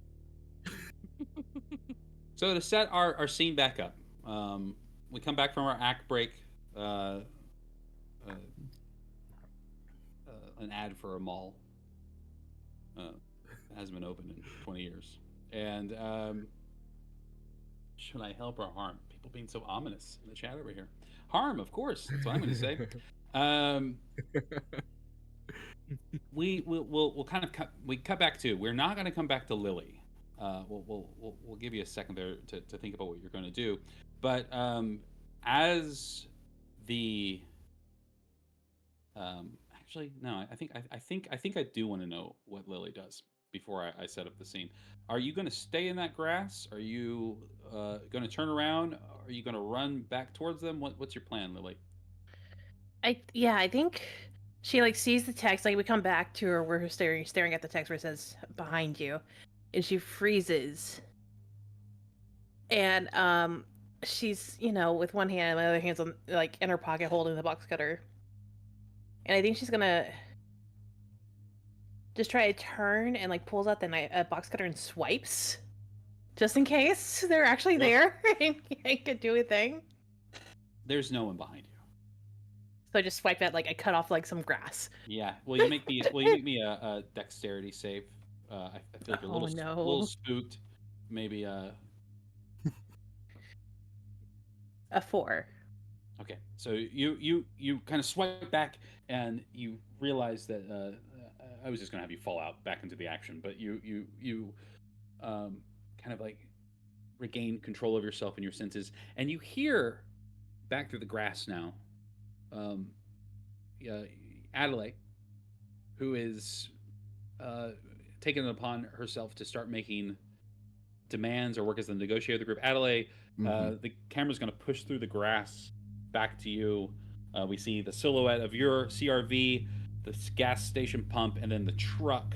So we can only hear your voice as the camera keeps pushing past the truck. It's going to cut through both the doors of the truck are open, and as it cuts through, we the audience can see a stack of license plates. Stealing this from somebody who just ran this the other day. I loved it so much, from another actual play. The stack of license plates on the passenger floor. As it pushes through, the little guy in Reba is like, no, don't do nothing. You're gonna regret there, ma'am. Now we were just having some Everybody freeze! Everybody get down on the ground. Now here's the. He kind of like starts to walk up back towards you, like he's pleading. Oh, excuse me, sir. I believe she said, "Shut the fuck up and get on the ground." And Reed. And they do, but only because both of the women have, with guns, have waved them back up. They kind of put them right next to you, Reed. It immediately emasculates you in that moment where you're like, you think that they're getting down because of you, and you look back and there's 2 guns on either side of you. I mean, that makes sense. I think since I'm so close to Reed, I'm just gonna almost whisper to him, "Go get your friend." Yeah, all right. And I'm gonna like go to Dan and be like, "Is he bleeding? Apparently, like, is it obvious where he's been shot? It's a buckshot that was kind of at the edge of its range, so he's got a bunch of little tiny like BB holes in his butt, but there's no long-term damage. As a matter of fact, right now you have the control of the situation until they get free again. I'm going to consider this encounter done, so everybody's HP can reset as you all kind of catch your breath. Lily, you can stay in the grass if you want to have that advantage, or you can join them at any moment, but you're kind of like regaining yourself in this moment. You can hear Adelaide doing the thing. Yeah, and Reed, you go over and you guys, yeah. I pull myself up. That's my butt. Tell me, how bad is it? I can't exactly see. It's totally fine, Dan. It's some pellets. Reed takes his jacket off and hands it to Dan and says, "Apply some pressure on it with that." Yeah. We just got we just got a big donation, $25 donation. I just need to know if it's a help or a harm. Okay. From the audience here. Yeah, and I'm gonna point out to Reed. So, the security cam, right? Like you'd think it would be somewhere in here, but it's going out to the back, and like, I don't know, man. Something weird's going on. Like these two these 3 are doing like some fishy shit. Hey, Dumb and Dumber. Do you have anything to do with the duct tape guy? Dan, hold on. I think Adelaide has this. Also, side note, do we know on the help or harm? Okay. It's fine. I know it will be either way. So, you let out that shout, and the camera arm. You let out that shout, and the the camera does that little like tilt shift, that perspective shift. Mm. Dan in the distance, and it cuts back to Adelaide, who's holding the gun right past the camera. And go ahead and Adelaide, I want to hear what you say to these rapscallions. I think as long as they stay still, I think the next thing I would say is I would call out for Lily. I think I would shout past them and be like, Sure. Lily, Grandma's got things under control. You come back here where I can see you. I want to put my eyes on you. Get my peepers going. Remember what your father said? I got great eyesight. Yeah, and I Uh, think Lily starts to like the grass starts shifts a bit, and then like Lily sort of like stumbles out. You stumble out, and when you do, you see that at this point, both of the rednecks are on their knees. You know, again, the position you were like, get down. They're getting down, and the the but the little guy, he starts to sob. No, please, don't hurt us, don't, Stevie, Stevie. I know the attendant. We were just trying to get a little beer money, man. Like, Stevie. Um, where the fuck is he? There ain't no attendant in there, friendo. There was a sign on the door said back in 15, a dead body in the bathroom with duct tape. Dead And body. and a car that's our car that's parked just far enough so that we could fill it full of gas. God dang it. Both of the rednecks look at each other and they split for it. Anybody who wants to unload a weapon at them is more than Ooh. welcome to. I think I'll shoot in the air instead. Perfect. And just say, stay the fuck where you are. Okay. And I'm gonna roll a dice about it because I don't know 100%, but it feels like Adelaide could go either way. So I'm just gonna roll a d6, and odds she's shooting, evens Okay. she'll not shoot. I like that. She's not gonna shoot. I think she is smart enough to know that this shotgun presumably only has so many shells, Sure. and will be conservative in this moment. There is one shell left. That's kind of what I figured. Yeah. So the fire in the air, the two of them, they do respond to that by leaping back away from you and scrambling into their truck. They killed Stevie. They killed Stevie. Those the little dude's just crying. Reba gets behind the wheel and starts it up and just barrels across towards Adelaide and Janie. I need both of you to make a dexterity save for me to not get hit by a truck. Yeah.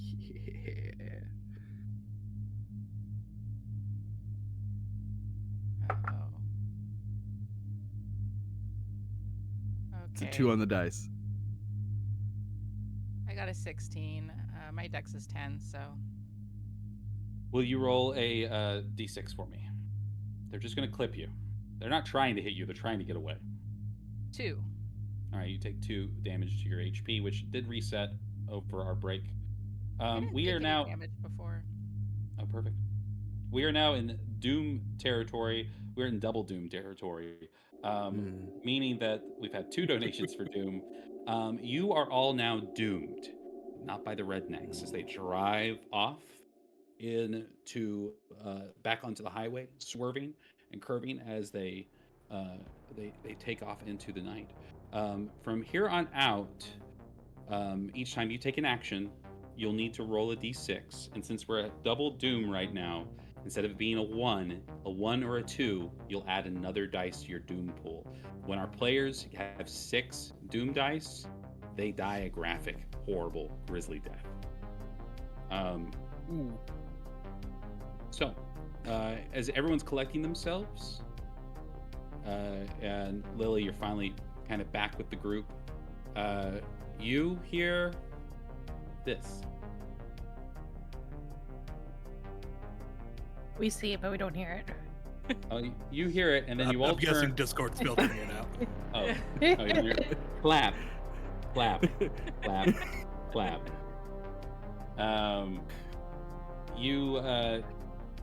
Yeah, I've got the noise reduction thing on, yeah, because my keyboard's so loud. Yeah. No, I'm not actually clapping for some reason. So you hear the sound of a slow clap, and your eyes are drawn back next to the payphone, the one that was broken right outside of the gas station. And there's that silhouetted figure, and I know it's a Tribly. I don't know how to say it. That's why I didn't say it. I said Fedora. Trilby.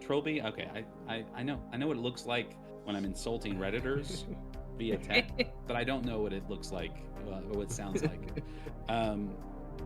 His face covered by the brim of his hat, clapping. He says, "You sure showed them, didn't you?" Who the f- are you?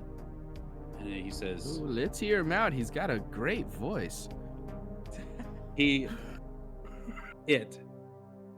raises its hand up into the frame of the camera, and it says, "Doesn't matter who I am. Matters what I've got." As it holds the keys to the car. My bad, Reed. Dan, did you do anything I asked you to, man? Come on. Like I said, fill it up with gas. I said, move it into the spot. I said, get the keys. And we've done fuck all on all 3 of them, Dan. Look, I saw a hobo over there. Like, I got distracted. The brim of the hat lifts up, and when it does, we see nothing but shadow and 2 pinpoints of light that seem to dart around as they look at the group. Eddie, can you shoot him? I don't really. I kind of want to be preemptive about this. I'll point the gun at this person. I'm not going to immediately shoot. No offense, Dan. So at the range you're at, the shot would be Fair impaired. enough. You would only get a D4 shot because you're very far away from your whole No, movement away. no doubt. Yeah. I think I would like slowly start to approach. Nothing crazy. I'm like very slowly taking steps as I'm going to say, pointing in his direction, or excuse me, its direction, and say, "Well, listen, feller, that's our property. Those are our keys, so maybe you just fixin' to hand them back over and we'll go our separate ways." It does a little bit of close-up magic, and the keys disappear. And Oh, a you're smile, like a Chris Angel mind freak. I don't like you.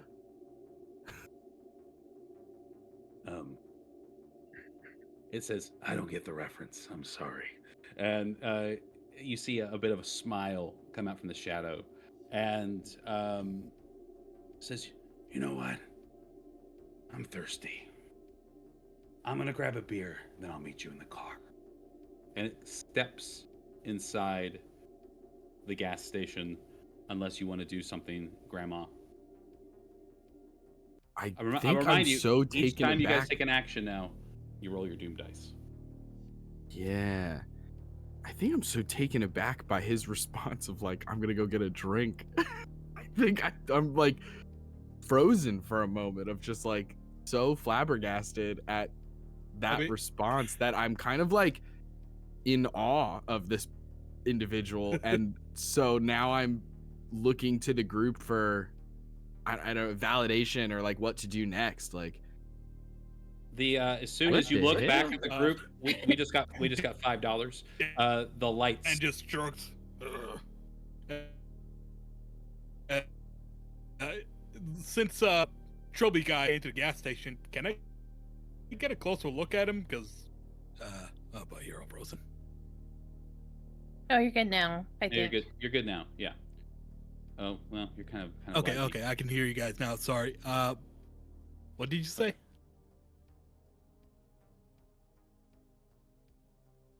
This is a perfect time to point out that we just got a $5. We got a $5 donation, and we are as you're in this moment, kind of writing yourself, saying these things. The neon sign outside of the gas station, the only source of light right now, clicks off, and now I we are. scream again. It's like one of those like just quick sort of like. I think I'll like root around on the ground for that flashlight. Yeah, for sure. You root around for the light. You about know where it was, and you're able to grab it. Mhm. Reed turns his smartphone's flashlight on. All right, roll your phone dice. Chowder, what's going on over there? Do we have audio and video? Yeah, like you froze on me. Yeah, did you hear what I said or No, you froze on us. no? I see. So what I said was like, hey, since Trilby guy is walking into the gas station, do I can I get a closer look at him? Oh yeah, you're the closest to him by far. You and Reed, and when you from the angle you were looking at, there is one of those outdoor ice repositories with a glowing sign on it. Light is hitting his face, and as it hits the face, it just doesn't reveal anything.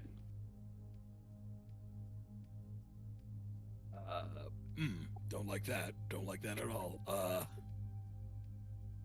Yeah, and Sorry. when the light goes out, I guess. No, go ahead. Oh yeah, when the light goes out, I'll also like use my phone flashlight to illuminate. But yeah, Okay. That's what I do. Yep. Activating your phones, picking up light bulbs. Who else is not taking an action this turn? Lily, what are you doing? We'll do our doom dice at the same time to keep the I tension. think she's like making her way towards the group and like fishing for a phone, trying to like get that flashlight going as well. Okay. Turn on your Yeah, flashlight, Grandma. I have the shotgun. I'm gonna depend on because I need both hands. I'm gonna depend on other people for light, but I do have, as part of being an actor, I have a portable charging brick. Could I hand that to Lily? Yes, you can. And Lily no longer has to roll. Listen, Lily, you take roll a die. this chunk Oh of my God. plastic here. I was down to 20% now. It was getting really, really dicey. Oh, well, we gotta make sure that we stay up to date on the hot goss. So you get this. Okay. Everybody, you plug in the phone. That's an action from everyone. If everyone would roll a d6, and on a 1 or a 2, you add one more die to your pool. If I may, Jack, I don't Yeah. think I did anything. You turn on your phone, but what else you want to do? I was gonna say that I think Reed's kind of reached a bit of a breaking point, and I was gonna step in the guy's way Okay. to try and stop him from going inside. Yeah. Hell You yeah. you step in his way, and when you do, what do you say to him? I think I just say, "Hey, man, that's my key. My daughter just got threatened. A number of my friends just did as well. I'm not entirely feeling up to whatever shit this is, whatever fucking game you're playing. I'm gonna need that back now, and we're gonna be leaving." He is almost in the door, so like you're like yelling at him, right? Like he's still kind of pushing for you. You're asserting yourself. He slowly turns back around and steps towards you, and as it steps towards you, it starts to get taller than you, and it takes its hands and very aggressively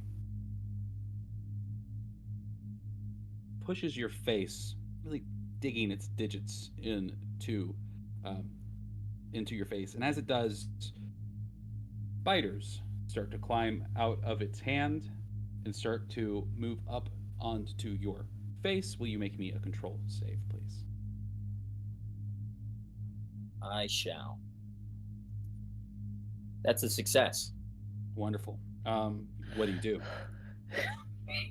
I think the reflex here with Reed is to clock this guy in the face, it. to punch him. Yeah, Okay. do it. I think rules is written unarmed attacks. I could be wrong. I don't think you get like damage for doing that. But there is plenty of detritus around you. Grab something off the ground and you can do an improvised D4 damage with it. What do you grab? I think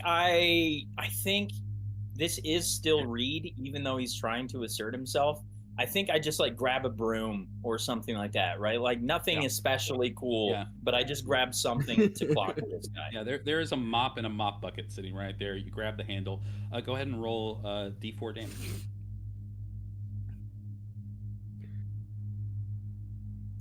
3. You deal 3 damage. You as you go and you hit him. Do you like hit him over the back of the head or in the gut? How are you doing it? I think going for the head to like get this guy off. Mason obviously knows it's not a guy, right? But Sure.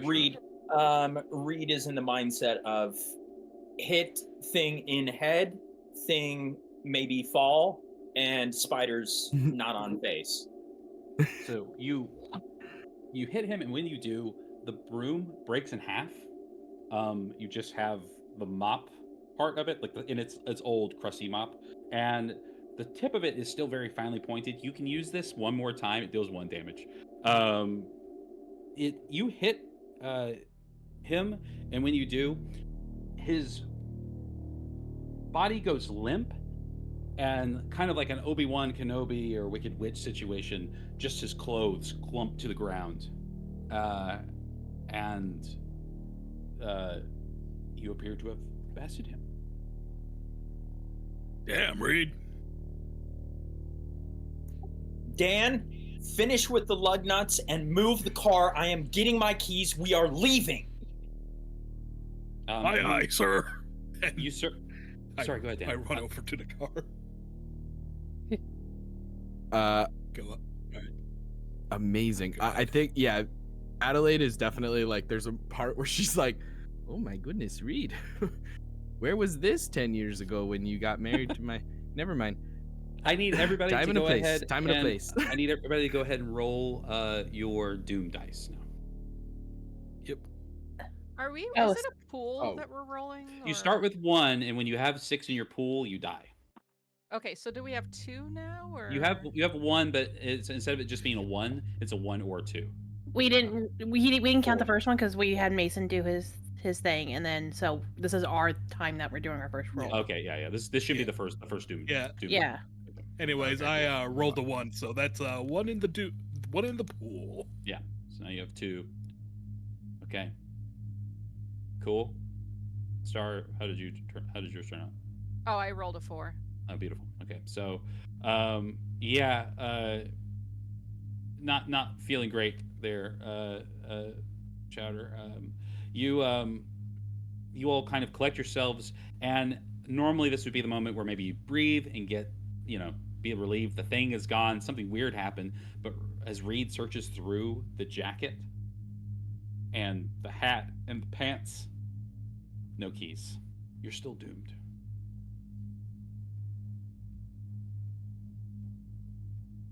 Lily, we haven't heard from you in a second. What are you doing? Flabbergasted that my dad actually stuck up for somebody. Like, that's a first. Where did that come from? But anyway, we're not getting into that right now. And seeing like that guy like drop, she jumps and she's like, we're into like scouring mode now, and she's just like looking around, looks back at her phone, sees a text again, and just kind of like pockets her phone and just like, I'm not gonna deal with that right now, and just like Okay, what do we need to do? Where's the third guy? Where's the third redneck?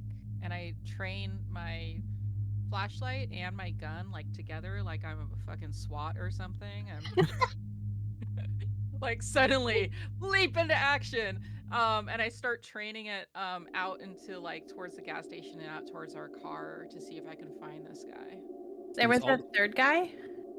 There's a third redneck. Yeah, there was the He big one. got swiped. Remember? We don't know this, but I don't think Lily heard it either, so. Oh, I heard like rustling in the grass when I was in there, but I thought it was just like a dog or something. no, he went Maybe behind he the made a truck, run and then the truck left, and he wasn't there. Didn't they say something? They accused us of killing him. No, that was like the attendant or something. Oh, I thought they were talking about their friend mean- Steve. I mean, they said they got Steve. I mean, maybe That's they weren't right. talking about Attendant? us. That could be the I don't attendant. know. I think Steve's the Is duct attendant. tape Oh, guy maybe. Grandma. Maybe it is. You know that. You know how I am with names, Junie. Anyway. It's Janie. It's Janie, Grandma. Oh, that's. It's I still knew that. still Janie. It's always. Well, been you're Janie. born in June, aren't ya? Or I'm born in June, Grandma. oh gosh, it's hard for me to keep I'm a everything Gemini, straight. Listen, duh. Like, you should know this.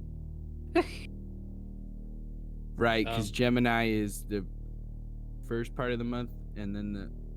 Anyway, should we get? We need to get the gas. You immediately all stop speaking as off in the distance you hear.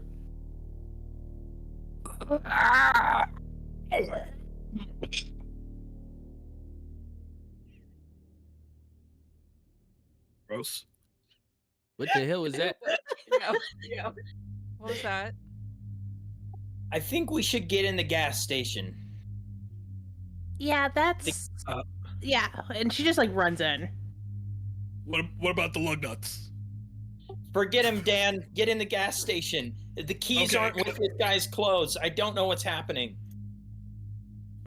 As you stepped Okay. inside the gas station, the lights are still off, except for one, a neon sign that was previously broken that says "Coldest beer in the county."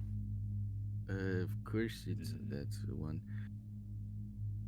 Oh. I think it's not lost on Adelaide that this fella referenced getting a beer, and the coincidence of all of the things that are happening are starting to feel less coincidental. And I think so. Adelaide is very cautiously looking in that direction, and will even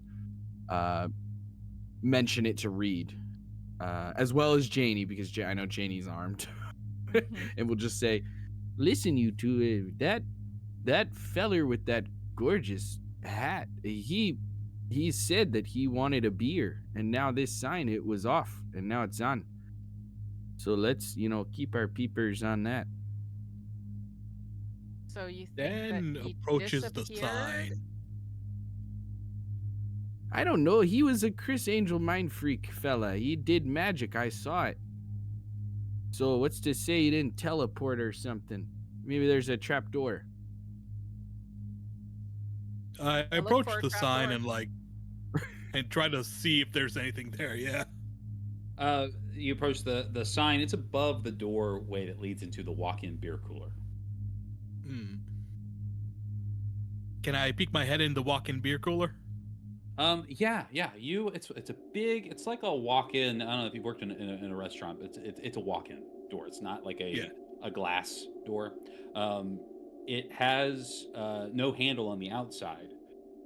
It's one of those you grab from the side and you pull open. And when you pull open, you can feel a bit of tension and grip from the ice as you kind of have to break it open. It doesn't require a check or anything, but it is noticeable. It feels like it's not been opened in a while. And as you peek inside, it's still very dark. But you have your light up, right? Yep.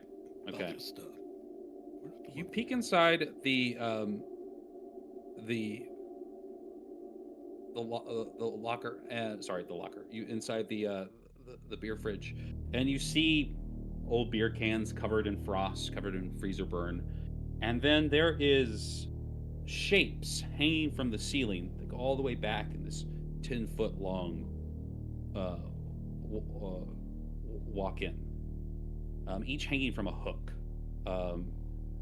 Sacks, maybe. It's hard to tell without getting a little bit closer. About the size of a person. I point the light at the shapes, and I approach closer. And When you I tap Dan on the shoulder as I say, Oh, I got your 6, buddy. Thanks, Abby. As you step through and you attempt to tap him on the shoulder, Abby, will you make me a dex save to see if you can get inside there with him before the door slams shut on Dan? yeah.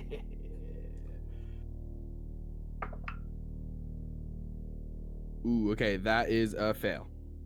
12. Well, let me rephrase that. This wasn't to see if you get in, it was to see if you don't get in. You do make it in with him, and the door slams behind you, and the latch that's on your side slams into the locked position. And as you're standing there, Ooh. another light goes on. There are 2 lights in this room, an orange blink from the ceiling where the security camera is, and then next to the door, the thermostat clicks on, and it goes into deep freeze mode. I need you to both roll your doom dice right now. Yep. Another one. Oh no. 4. Oh no. Oh no. Is that 3 days for you now, Chowder? I think This was so. my second one, right? Yeah. Oh, In your I'm pool? at 2 right now. Yeah. Yeah, in my pool. Yeah. Okay. And then, Justin, what did you roll? 4. Okay. So, the both of you sense that it's getting colder. Yeah, you started 1, 2. So, Chowder, you're at 3 now because you start with 1. I'm at 3. Okay. And you collected Oh, I one, and see. you just failed again, so now you're at 3. Oh, things ain't looking good for Dad. Dan's like banging on the door that just shut. Hey, let us out.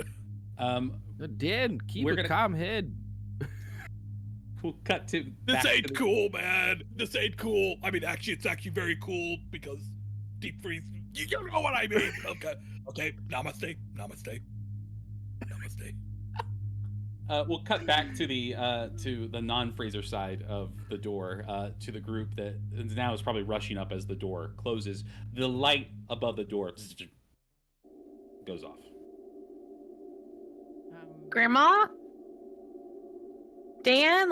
And then, Lily's just trying to, push the door open, and, it's locked from the inside, so it's not moving anywhere. The door is locked from the inside. Yes. Yeah. This is the door itself. There's no crack underneath it, right? It's one of those pressurized. Yeah. It's a full walk-in freezer that shuts. And when the deep freeze got activated, it did one of those seals, hermetic seals that kind of. It's gonna be particularly. You could pry it open if you had a tool to pry it with.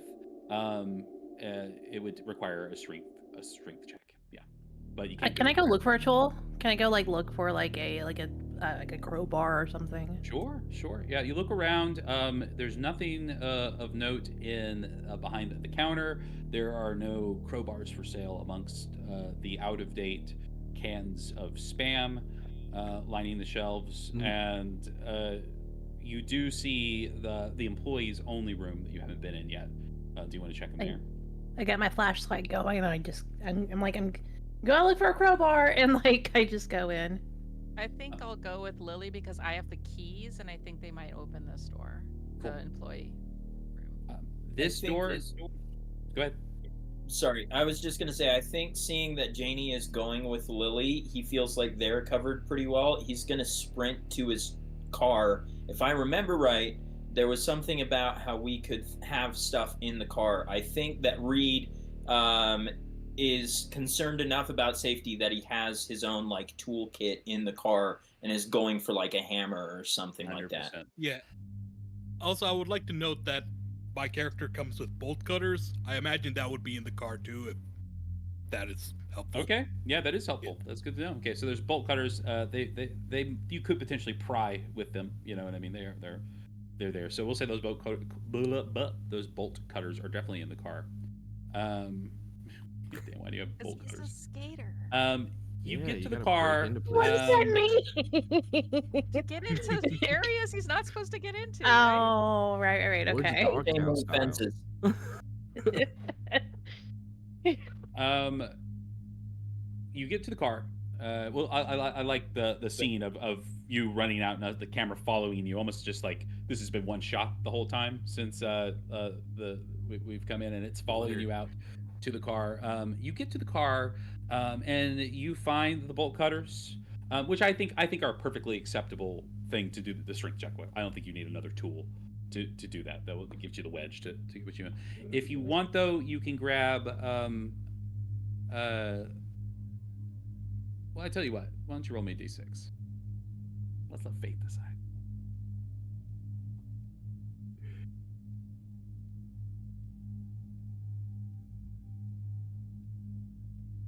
Oh, nice. Then never mind. You uh, you look in the car, and you find the bolt cutters, and you also see um, whose car is this? Your car? It's my car. Okay. Um, before you left for this trip, you had the good sense to grab um,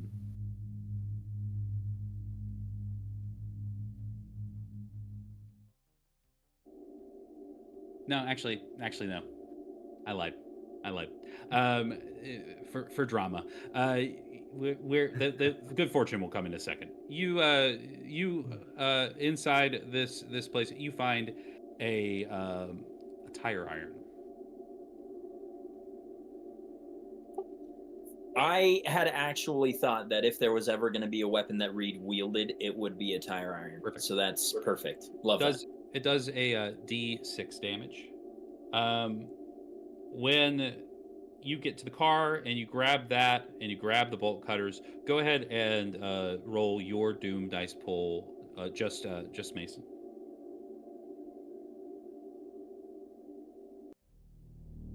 That is a 3, so Okay. just barely above Doom. You're fine.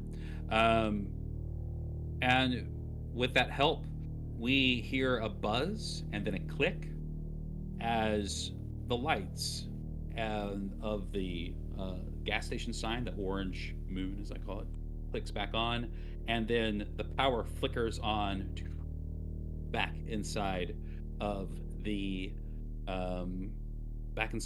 gas station, and everyone is no longer doomed.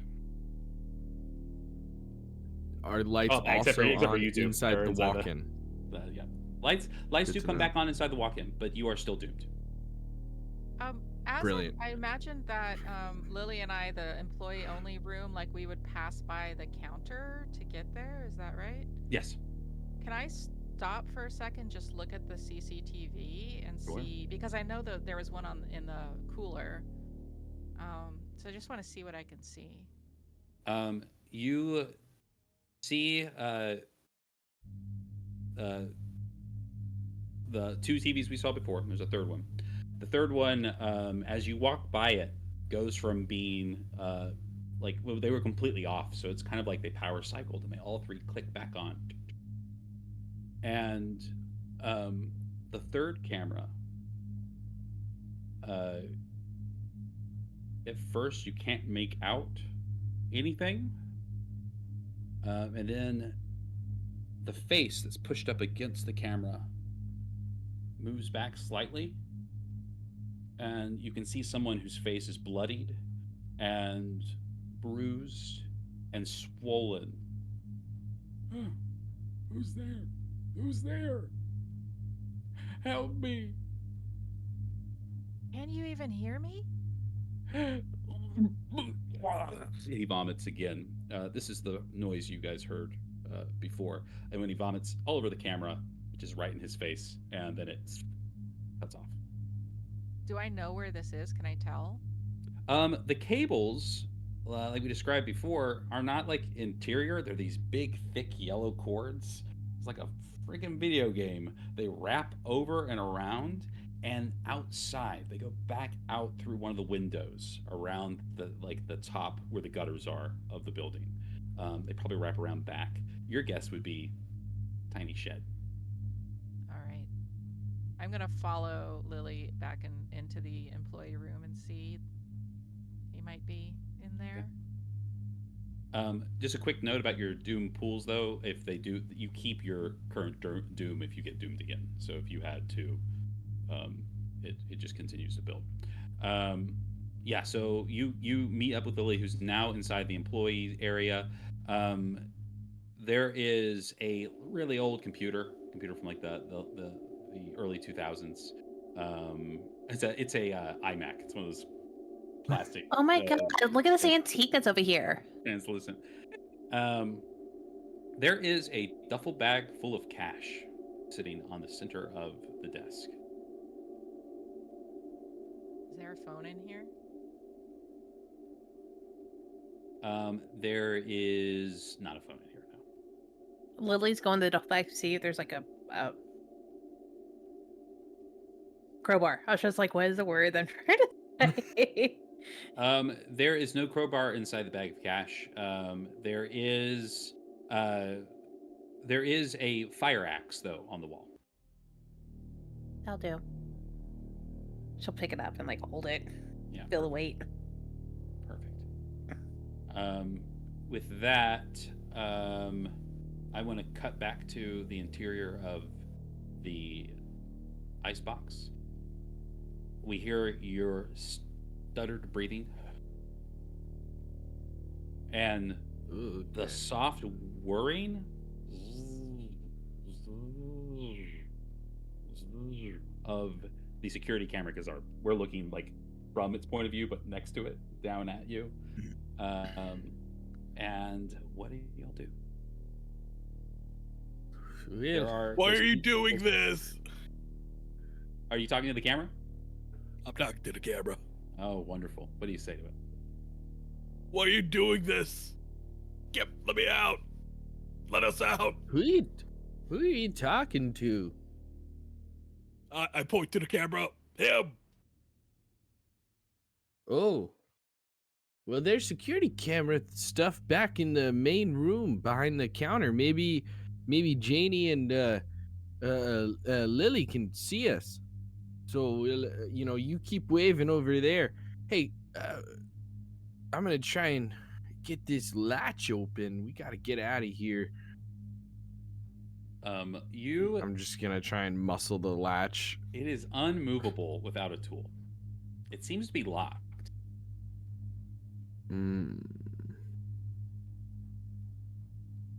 Okay. You said there were shapes that we couldn't make out. I mean, Yeah. We're Yeah. stuck in here. Yeah. I'd like to light up and see what those shapes are.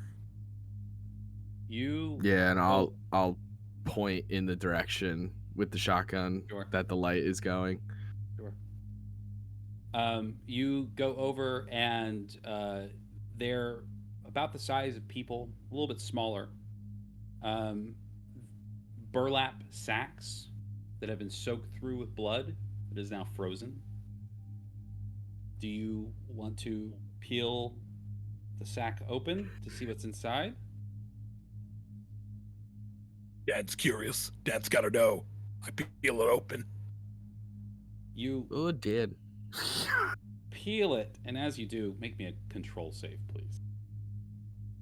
Both of us, Yep. or just the guy peeling the flesh sack back. Failure. 12. 2 above. My control is 10. Perfect. Dad's not doing well right now. Will you do me a D6 of damage, please? Yep. Stress damage. boy. 1 damage. All right, perfect. So you're at 4, right? You have 5 HP altogether. Yep. Okay, cool. Yeah. So you're shaken by it. It's gross. At first you're like, oh, what the? And then you recognize that these are pig carcasses. And you also see that inside one of these carcasses is a. What did I put in there? A crowbar. The crowbar is inside the carcass. What kind of video game bullshit is this? Like, oh yes, you made us into a pig, a crowbar, just in case. Imagine how horrifying that would be, though. Hey, we unlocked an achievement. Good job, Dad. Dad's Jewish, but Dad's not the type to question this. He grabs the pig bar. Sure. Let's open that freaking door. You pull it forward. When you do, you grab the bar. I need you to roll your Doom pull again, Chowder. While Please. you have a nice strength. Do you want to use it, Grandma, and try to? Absolutely, yeah. Would love to. Yeah. I just roll 1d6, right? You roll 3d6. Oh, 3d6. Yep. Yeah. Right.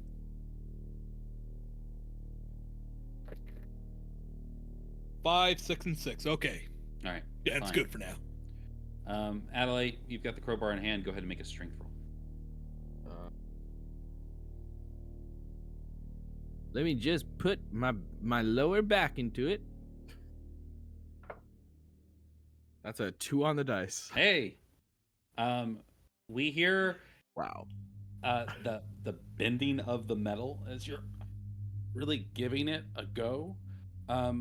The camera is looking kind of up at you, really getting that strain on your face. You've got your phone in your pocket or like like in your hand as you're using it, so it's making these weird shadows. We see the security camera like an eye dilating as if it's observing this, and then we hear a click as the door unlocks and you are able to muscle it open. You solved the puzzle. Well, I got it. You are I both got no it. longer doomed. Oh. Goodness gracious. I'm going to have to join Jenny Craig after this, I'm pretty sure. Dan falls to his knees, kisses the dirty, dirty floor outside the fucking cooler. Oh.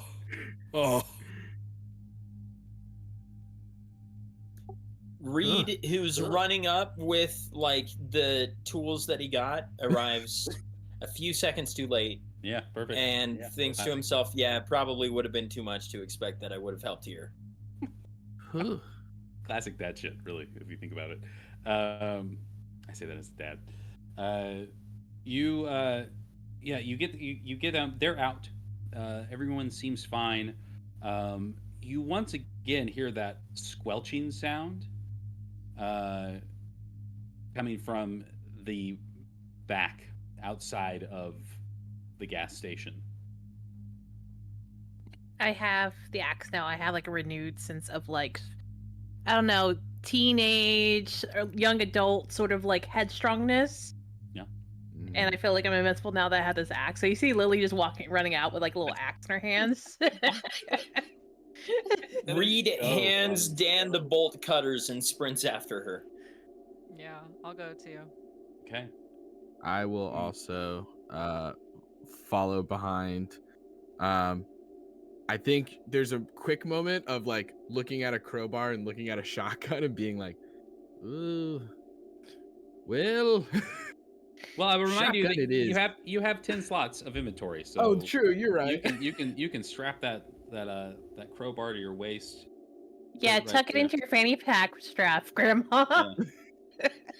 Just put it right in my katana sheath. It's funny too because Dan found the crowbar. You took it and opened it. You put it in your pack, and so Dan's stuck with his skateboard again. Bolt cutters. Yeah. My skateboard has never led me wrong. Yeah, it's cool. It's cool. I'm trying to run after the two of them in my like mermaid gown that I can't really spread my legs that much in, and I'm barefoot and it's just gravel, so I'm like, ow, ow. Oh. That's so relatable. As you all round the corner, and you start walking towards the sound that's emanating now from that little shed, the bathroom door is open. It was closed before. As you walk past the door, the dumpster literally slides forward 2 feet as something inside of it seemingly hits the inside, moving it. I scream again. She like hold this thing. All of a sudden, the bravado gone at that All gone, moment. Dan One just, of you with does a an flashlight. eyebrow out of the way. Put a flashlight on that dumpster. Is the lock still on it? Yeah, I'll shine the flashlight and train my gun on it. There is still a lock on it. Okay. Well, whatever's in there, the biggest raccoon Godzilla I've ever heard of, maybe it's still trapped. Godzilla ever heard of? Damn, that's a big raccoon. Reed's gonna smack the side of the dumpster with the tire iron. No response. $20 dude. Nick's mom is just donating a bucket ton of Thanks, money. thanks, Mom. Yeah. Amazing. Nick's mom, I hope at least one of us die to make your money well worth it in addition to the charitable donation. You knock your you said you punched it, you kicked it, you hit it with the tire iron. What are you? Okay, yeah. Tire iron to see if it caused the thing inside to make a noise. Yeah. As you hit it, 2 things happen. First, the lock on the dumpster falls off. And the garage door rolls open, and you are all doomed. This is our 3rd doom. I'm going to keep increasing the ante. You guys, it's now if you roll a 1 through 3, you collect an additional die as we get here in the home stretch of our session.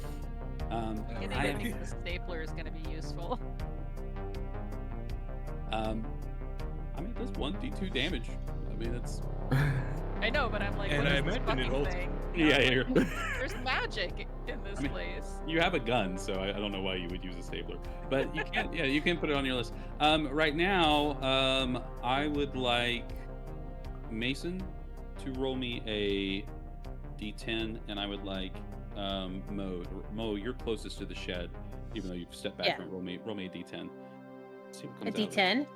Yes. You didn't say to get out a D10 earlier. 10. I said the whole gamut, didn't I? 10 feels really high. I can have someone else roll. Mo, it's fine. You don't have to roll. No. I'll find it. Hold on 1 second. That's a vampire dice. That's not gonna help me. Oh, here it is. 9. Ooh, wonderful. 9 and a 10. I don't like when you said that. You take that tone back, mister. Inside the shed, as it rolls up, we see that figure that was tied up, that was beaten, that was vomiting. He is facing outward, and there are lights on in there, so it's just like a halogen light, like it's just strung up in the shed. This looks kind of like a kill closet. There's just some torture tools and some nefarious stuff. There's a little playing card table that's just set up, one of those that just unfold. He is tied up to it with bungee cords, his face beaten, and the camera set up right on the table, the cable running out along the edge of it. And he lets out another and as he vomits this time, instead of a liquid coming out, bugs start to crawl out of his mouth, around his face. They're moths. The little skulls on their back, they start to crawl all around him until they completely cover his body. And then the body, as if it's a swarm of moths, pushes through the bungee cords, freeing itself and kind of steps out and through the shed. It's about 7 feet tall. This moving mass of death's head moths that are taking the form of a person. And then Reed, having already there, you see a hand push up through the side of the trash can. It is a gray hand. Looks like it's covered in grease paint. You recognize it. It's the hand that grabbed you before. Let's see. Let's figure out what everyone's going to do in this turn, and then we'll execute all at the same time to kind of keep fluidity. I'll just start at the top of my screen and work around here. Chowder, what's Dan going to try to do on this turn?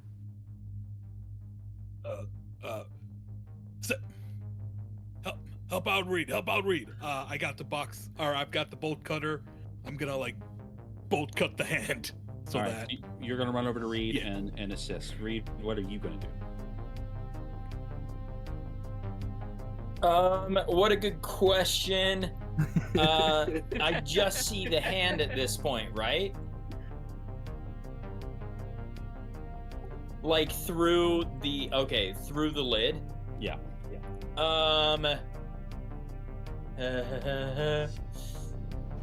I'm gonna roll a d6 really quick. Evens, I think Reed is able to pick up on what Dan is thinking. Odds, he doesn't and does the same thing pretty much. Okay.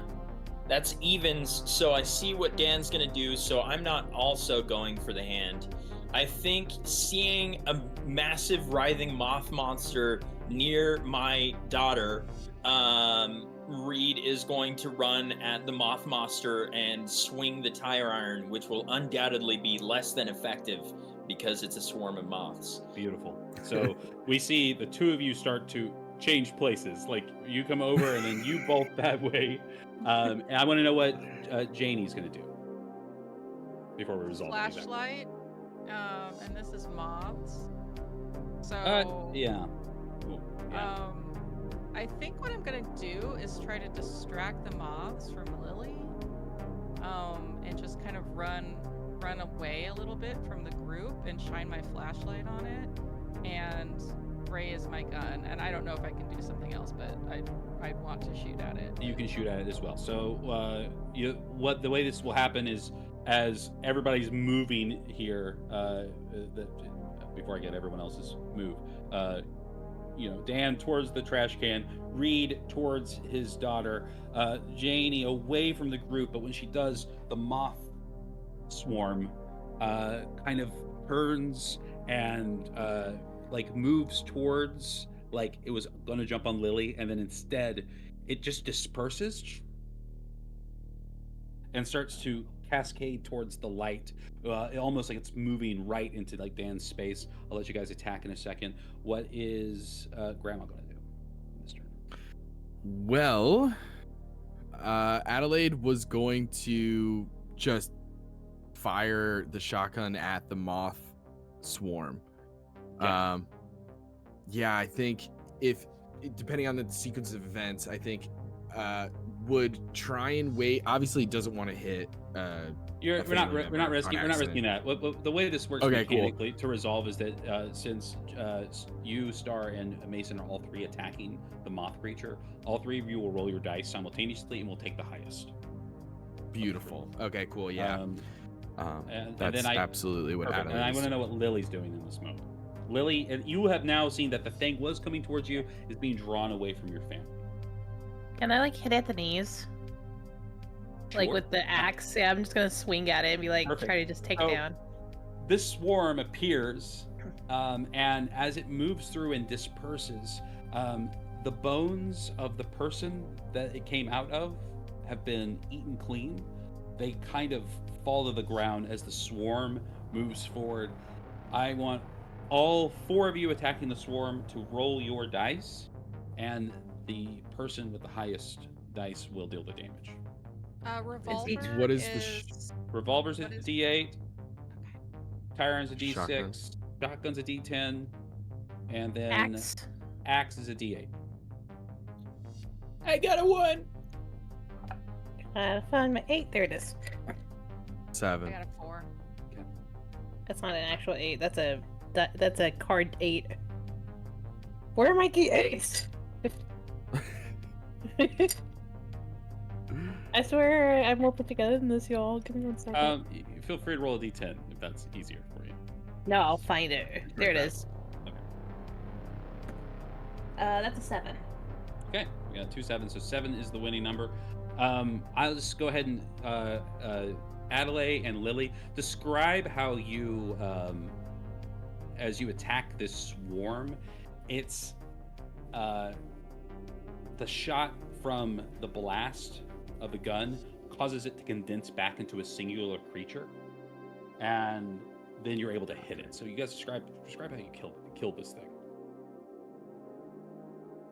Yeah, I think I'm just acting out of intuition and sort of instinct in this moment. So many things have happened that have heightened us to this point that I think upon seeing Lily in danger, and Janie taking a faster response of drawing it away, I think I'm enthused by this. I'm motivated by seeing my family work together. Reed has been on freaking fire most of the night, with the exception of the parking too far. He finally from got the your approval. gas station thing. Probably Other should. than that, there's a lot of things working in Reed's favor tonight, and all of this stuff has culminated into she's gonna probably try and say something that she is thinking is gonna be really cool, and she says something like, "Now is the winter of our discontent," and says a Shakespeare line real quick before blasting off and like probably like falling on her butt from the blowback of the shotgun. Yeah. Just so like her shoulder just sucks for the rest of the day. that shot causes the creature to, like I said, kind of recoalesce out of its swarm form into more of a weird hybrid. It's like one giant moth man, but also a bunch of moths. And then you go in, Lily, and describe killing it. Oh yeah, so once it can like coalesces to like being like a moth, like a mothball essentially, if I can. You can. She's just gonna like scream like almost like that loud like just like uncontrolled feminine rage sort of scream, and just like swings down on the axe down on it and just divides it like the Red Sea, and like smatters bugs like you do across the glass when you're driving down the highway. They turn into, you know how moths are when you grab them. They turn into like ash essentially as you push through them. We'll cut over to Dan.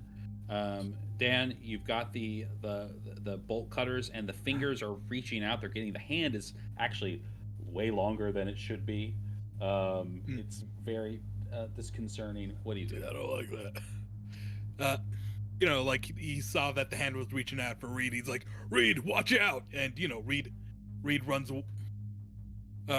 off, and like Dan like wants to like cut the hand at the wrist so that it can't Wonderful. grab anything. Yeah. Okay, go ahead and roll your damage.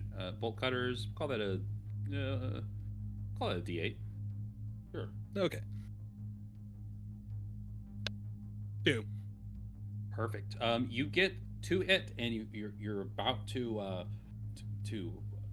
snap the wrist, and the hand slides back inside very quickly, but you manage to get its ring finger. And when you do, the finger falls off on the ground. The ring on it falls to the ground as well, and the hand slides back inside and Can't get married now, Buster. perfect. You hear a soft chuckle from inside the trash can.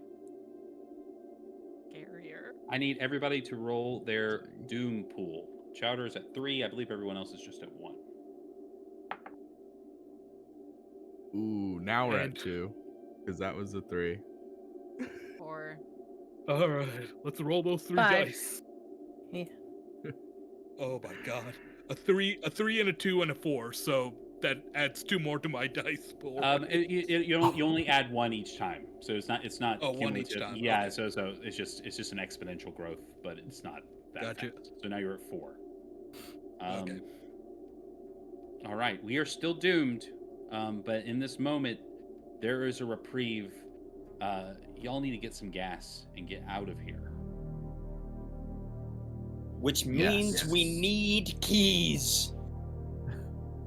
Well, have you ever hotwired a car, Reed? You've been full of surprises tonight. I feel like, maybe that train's still going. What about you, Dan? If anybody, it'd be Dan. Dan, you ever commit Grand Theft Auto? I do know a little bit of lockpicking. You wouldn't have to have like a screwdriver or something, and we could I have spare cosmetic Yo. supplies. Can an eyelash curler work for you? There are.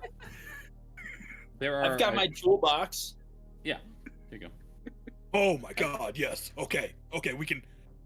I can like use the screwdriver and like, I need a sufficiently thin metal object. Like anyone got like a hairpin or something? Box cutter? Oh. I got a I can make bobby that work. pin. Yes. Bobby pin. Okay, even better. Yeah, we're done. Yeah, I've got a There you bunch of go. like pearl pins in my hair from the episode. Okay. I think all our lilies are like scattered in the back seat because she already took them out. So fair. Really quick, also, before we move past it too far, Reed would say to Lily, Lily, that was, sweetheart, that was badass. That was really cool what you did with the axe. I wanted to say that before we move too far past it. Oh, thanks, Dad. I just, I don't know. I just felt like this urge to come up, came over me, and just I need to bash its head in, and that's what happened. So, You I did take the great. axe. It was really cool. Is it covered in goop? It's covered in almost like a soot, like a fine brackish powder. Try shake the soot off Yeah. with the axe. Yeah. The axe is permanently stained gray where the moths were killed. Right. And what is this room that we're in? What kind of You guys are outside right now in the back area, right between the bathroom door, the shed that was opened up. I'm looking into the shed because the Okay. door was open. The shed is filled with on the back wall. It's lined with different types of garden tools that are covered in rust and maybe blood, and there are plastic sheets that have been put on the ground that are covered in probably blood. Cool. Awesome. Lily, let's get out of here. All right. So, Dan's skating towards the car, and he's first thing he does push the car to the gas station. Sure. Go ahead. And, I will. Can I help with that as well? Yeah, I'm going that way also. Yeah, I think I would throw the shotgun in the car because it's unloaded now. Sure. Yeah. And if need be, use the crowbar. But yeah, I can help push. Both of you roll strength saves. Incredible. Alrighty. A 2. This is why I wear flats to the wedding. In case I have to push a car. A 3. Perfect. The two of you buckle down behind the car and just feats of strength all night long from Grandma. With your newly affixed tire, everything works perfectly. Easily rolls up. It was not in neutral the first time either, I don't think. So you roll up and you go ahead and you can use the gas pump. Amazing. Oh, Do we roll Doom for pushing cars? Yes. Okay. Is the gas pump even on? Great question, Star. Do I have fourth B6. Okay, good. 2 and a Well, not 3. good, but you know. Move up to 3. Okay. 2 3s. So, I mean, Okay. yeah. So I move up to 5. Up to Yep. 5. As you move the car up to the pump there, you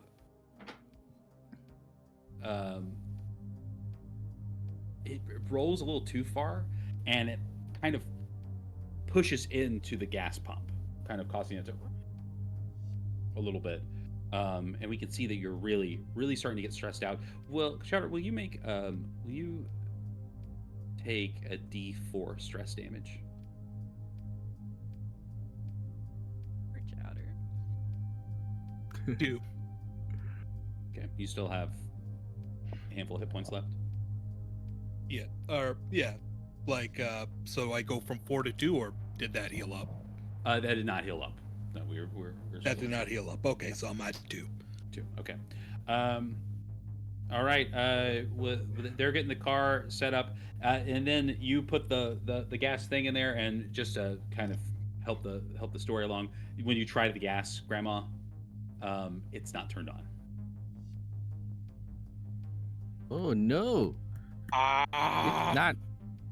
It's not coming out. Hey, Reed. Reed, honey. The gas isn't coming out. I clicked. What do you normally use? Premium? I've been filling it with premium. It's not working. Reed's just pressing any of the buttons, just like unleaded, like anything, you know. As you're pressing Yeah, the buttons,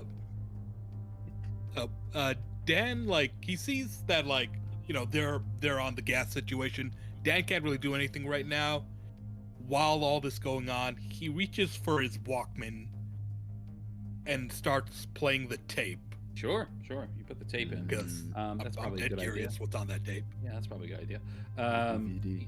You start pressing the buttons there. Mason, go ahead and make a doom roll as you attempt to find the correct button. You will, but let's see how. Okay. I am at 3 doom dice. Awesome. Yikes. You're slamming buttons down. The last button you hit clicks the you can hear it click the pump, but what you didn't see is there is a thumbtack that is glued to or a rusty nail that's been glued to the button right through your hand. I need you to take a D4 damage, please. Well, who the heck put that there? It's one of these YouTube pranksters, I'll tell you. They're running amok. Fun fact. I mean, I was told Reed Reed needed to get nailed. You're out of the game. Thank you for saying that to my mother-in-law, Dan. Reed says with the nail fully through his hand. I had 2 hit points. I rolled 4 damage. My strength decreases by 2, I would suppose. It does. So in Liminal Horror, your hit point just protects your stats from taking damage, like Mason said. So now you were at what before on strength? 10? Nope, an 8 because I'm below average. Okay, so now you're at 6, and I need you to roll a critical roll to not get a critical injury. So go ahead and roll that strength, and you got to get a 6 or lower.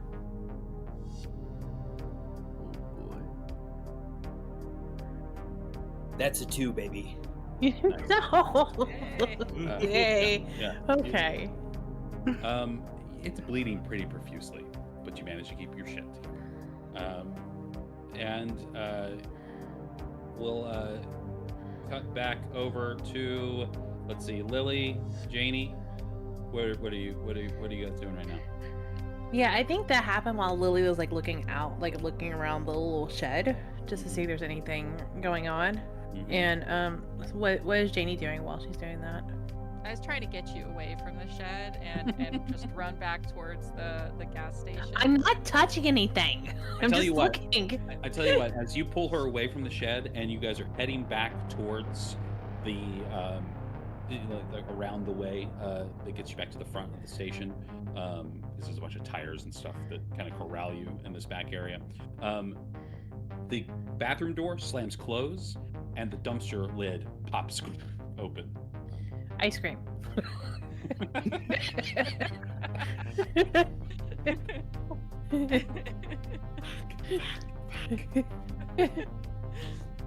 And I hold the axe, just like ready to fight. Train the gun and the flashlight. Wait to see, does something Nothing come comes out? out. Nothing comes out. I start making my way over to the dumpster, just like slowly, just like cautiously, but with the axe raised, ready to go. Sure. Lily, what the fuck? Let's just go to the front. Yeah, my tiptoes just trying to look in. Jesus. You look inside and you see. Grab the sheet. You see a gas can Mhm. filled with premium unleaded.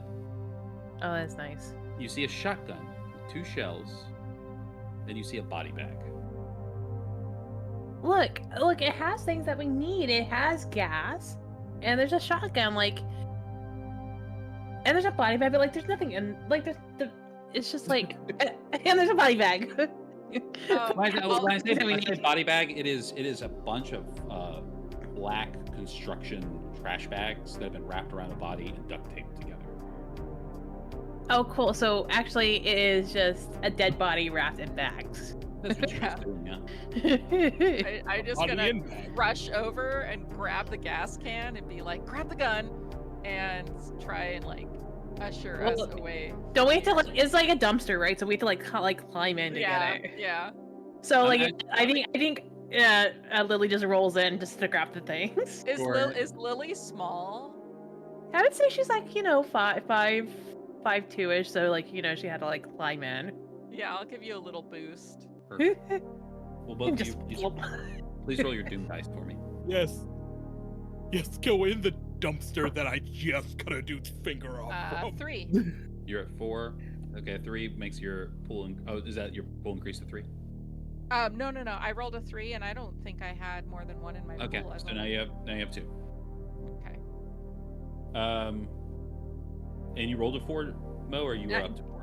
No, I rolled a 4. Okay. I'm still at 1. Okay, perfect.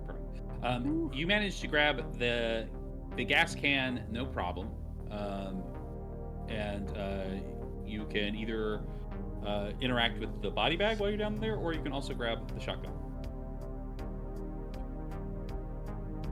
I think she's gonna look at the body bag, see what is in there. Sure. Just try to. That's my daughter. I'm nosy. I gotta know these things. That's my girl. Absolutely. Ridiculously niece. dangerous. Not niece, but, Putting her my life daughter on the called me line. Uncle Dan. You reach the bag, and you touch it, and Mhm. it kind of gives under the pressure, and you I hate that. put your fingers into it, and you feel the plastic tearing. And Mhm. as you pull it open, it's full of trash.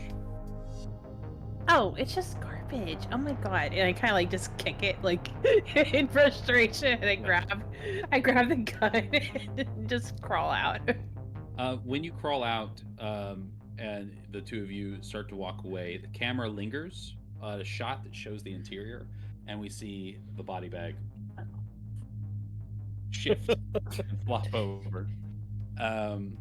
We'll cut back to the outside here. The gas pump is not working. There's never any gas to be had in that gas can. But Lily comes around the corner with a gas can full of gas, and you are able to get up to the car. And when you get to the car with the gas can, only thing that's keeping you from not being doomed right now is not having the keys. So, Chowder, do you want to go ahead and make you want to roll me a control to see if you can pick that lock? Don't have great control there. 19.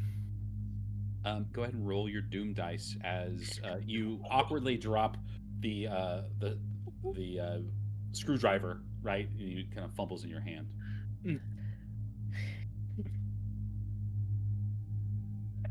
Dang it! Like every 1-3, 1-3.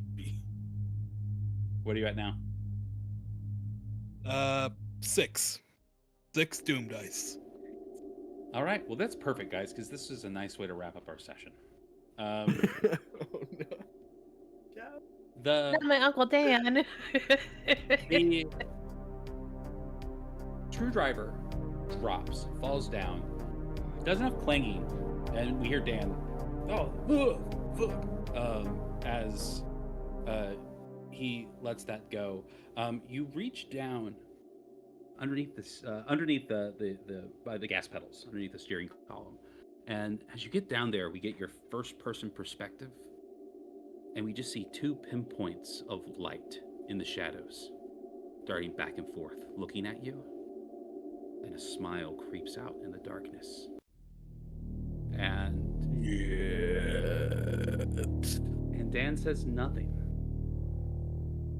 Steps back up, sits in the driver's seat. The car starts. Everyone get in. I'm ready to blow this popsicle stand. And everyone gets in the car. Dan in the driver's seat. As the hitchhiker catches a ride, finally. As you take party away down old Route 666. And everyone else. Oh, go ahead. No, I just want to be in the front seat. You know, I stretch my legs. Shotgun. You have the shotgun go shotgun. Yeah. Dan can't do anything, but I like to imagine that this is when the Walkman starts playing. Yes, 100%. And the Walkman, as it's going out, roll me a d6. Okay. 4. You say, "Oh, this one's good," and you pull the tape out and you put it in the tape deck. It's 2008, so that could work. Or the car's a 2008, so that could. And we hear as the car pulls off and the camera kind of pulls back. We get a little needle drop. We can't do it on Twitch, and I don't have it queued up, but. Hello, darkness, my old friend. I've come to rebuild you again. And the sound of silence is going to play as you guys head off down the road. Yeah, it's going to be there. As we're driving off in the distance, I'd love to give each of you one more moment, chapter notwithstanding, to kind of show us how your character's unpacking this, how they're reacting. As the sound of silence is playing, we can no longer hear you. It's just the audio is no longer diegetic. It's now fully in the mix of the movie. Justin, how's Grandma? What's she doing as you drive off down the road? I think Grandma Adelaide is looking. You said it was 3 a.m. when this whole thing started. 3 a.m. I must So be lonely. is it like the sun is just starting to rise potentially as we are leaving? Sure. As I'm looking at the sunrise in the front seat, kind of like head rested against the window, I think Adelaide is thinking about some harrowing experiences of her childhood, like maybe a quick flash of a different time that no one in the family really knows about, where she's handled a shotgun before and has taken drastic measures to protect her family. And so there's some strange familiarity. Say again? Has Adelaide killed a person before? Is that what we're learning right now? That's what we might be learning right now, is that self-defense. She's been in some scraps. This isn't. She knew how to cock a shotgun. She knew that there was one bullet and not to waste it, and all of these different little things. And I think we find out that she's done some regrettable things that were necessary at the time. We'll assume they were fascists, and it was in good kill. at the They very had least. it coming. Yeah. They're bootlickers, not in my day. Reed, you're in the back seat with your daughter wedged between you and Janie. What's Reed doing during this little montage? Reed's definitely smoking a cigarette.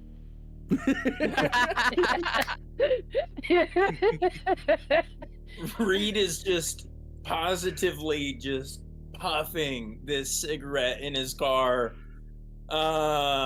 Just looking, I mean, probably for the first time in this moment of like, for the first 5 minutes after we're driving, I think almost immediately after getting in the car, he's like, Janie, can I get one of those lights? And is just sitting there smoking for a few minutes. And then eventually just kind of laughs. And I think we see him like with a sincere smile, maybe for the first time Sure. that we've seen him, as it's sort of this like, damn, we survived. That's crazy. Yeah, I think that's Reed. That's wonderful. The camera will just keep moving past over to Lily. Lily, what are you doing? I think she's like, because is she window or is she middle? Which one do we?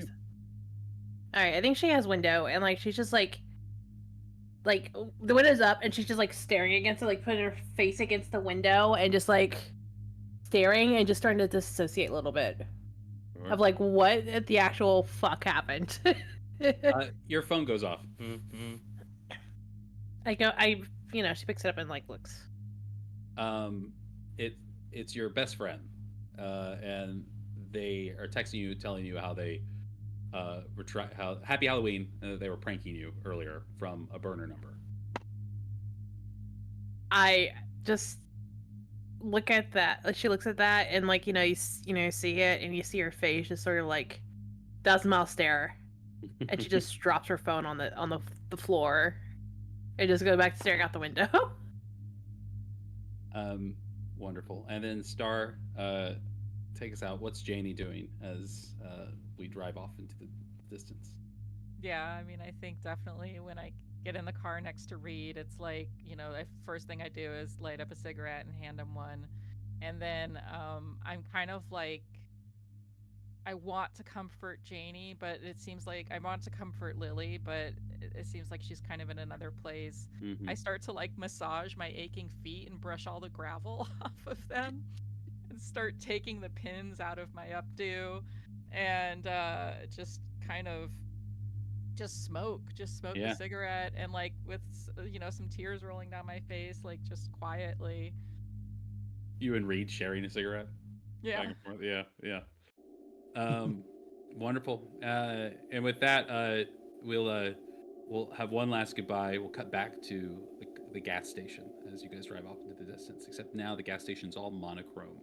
It's beautiful.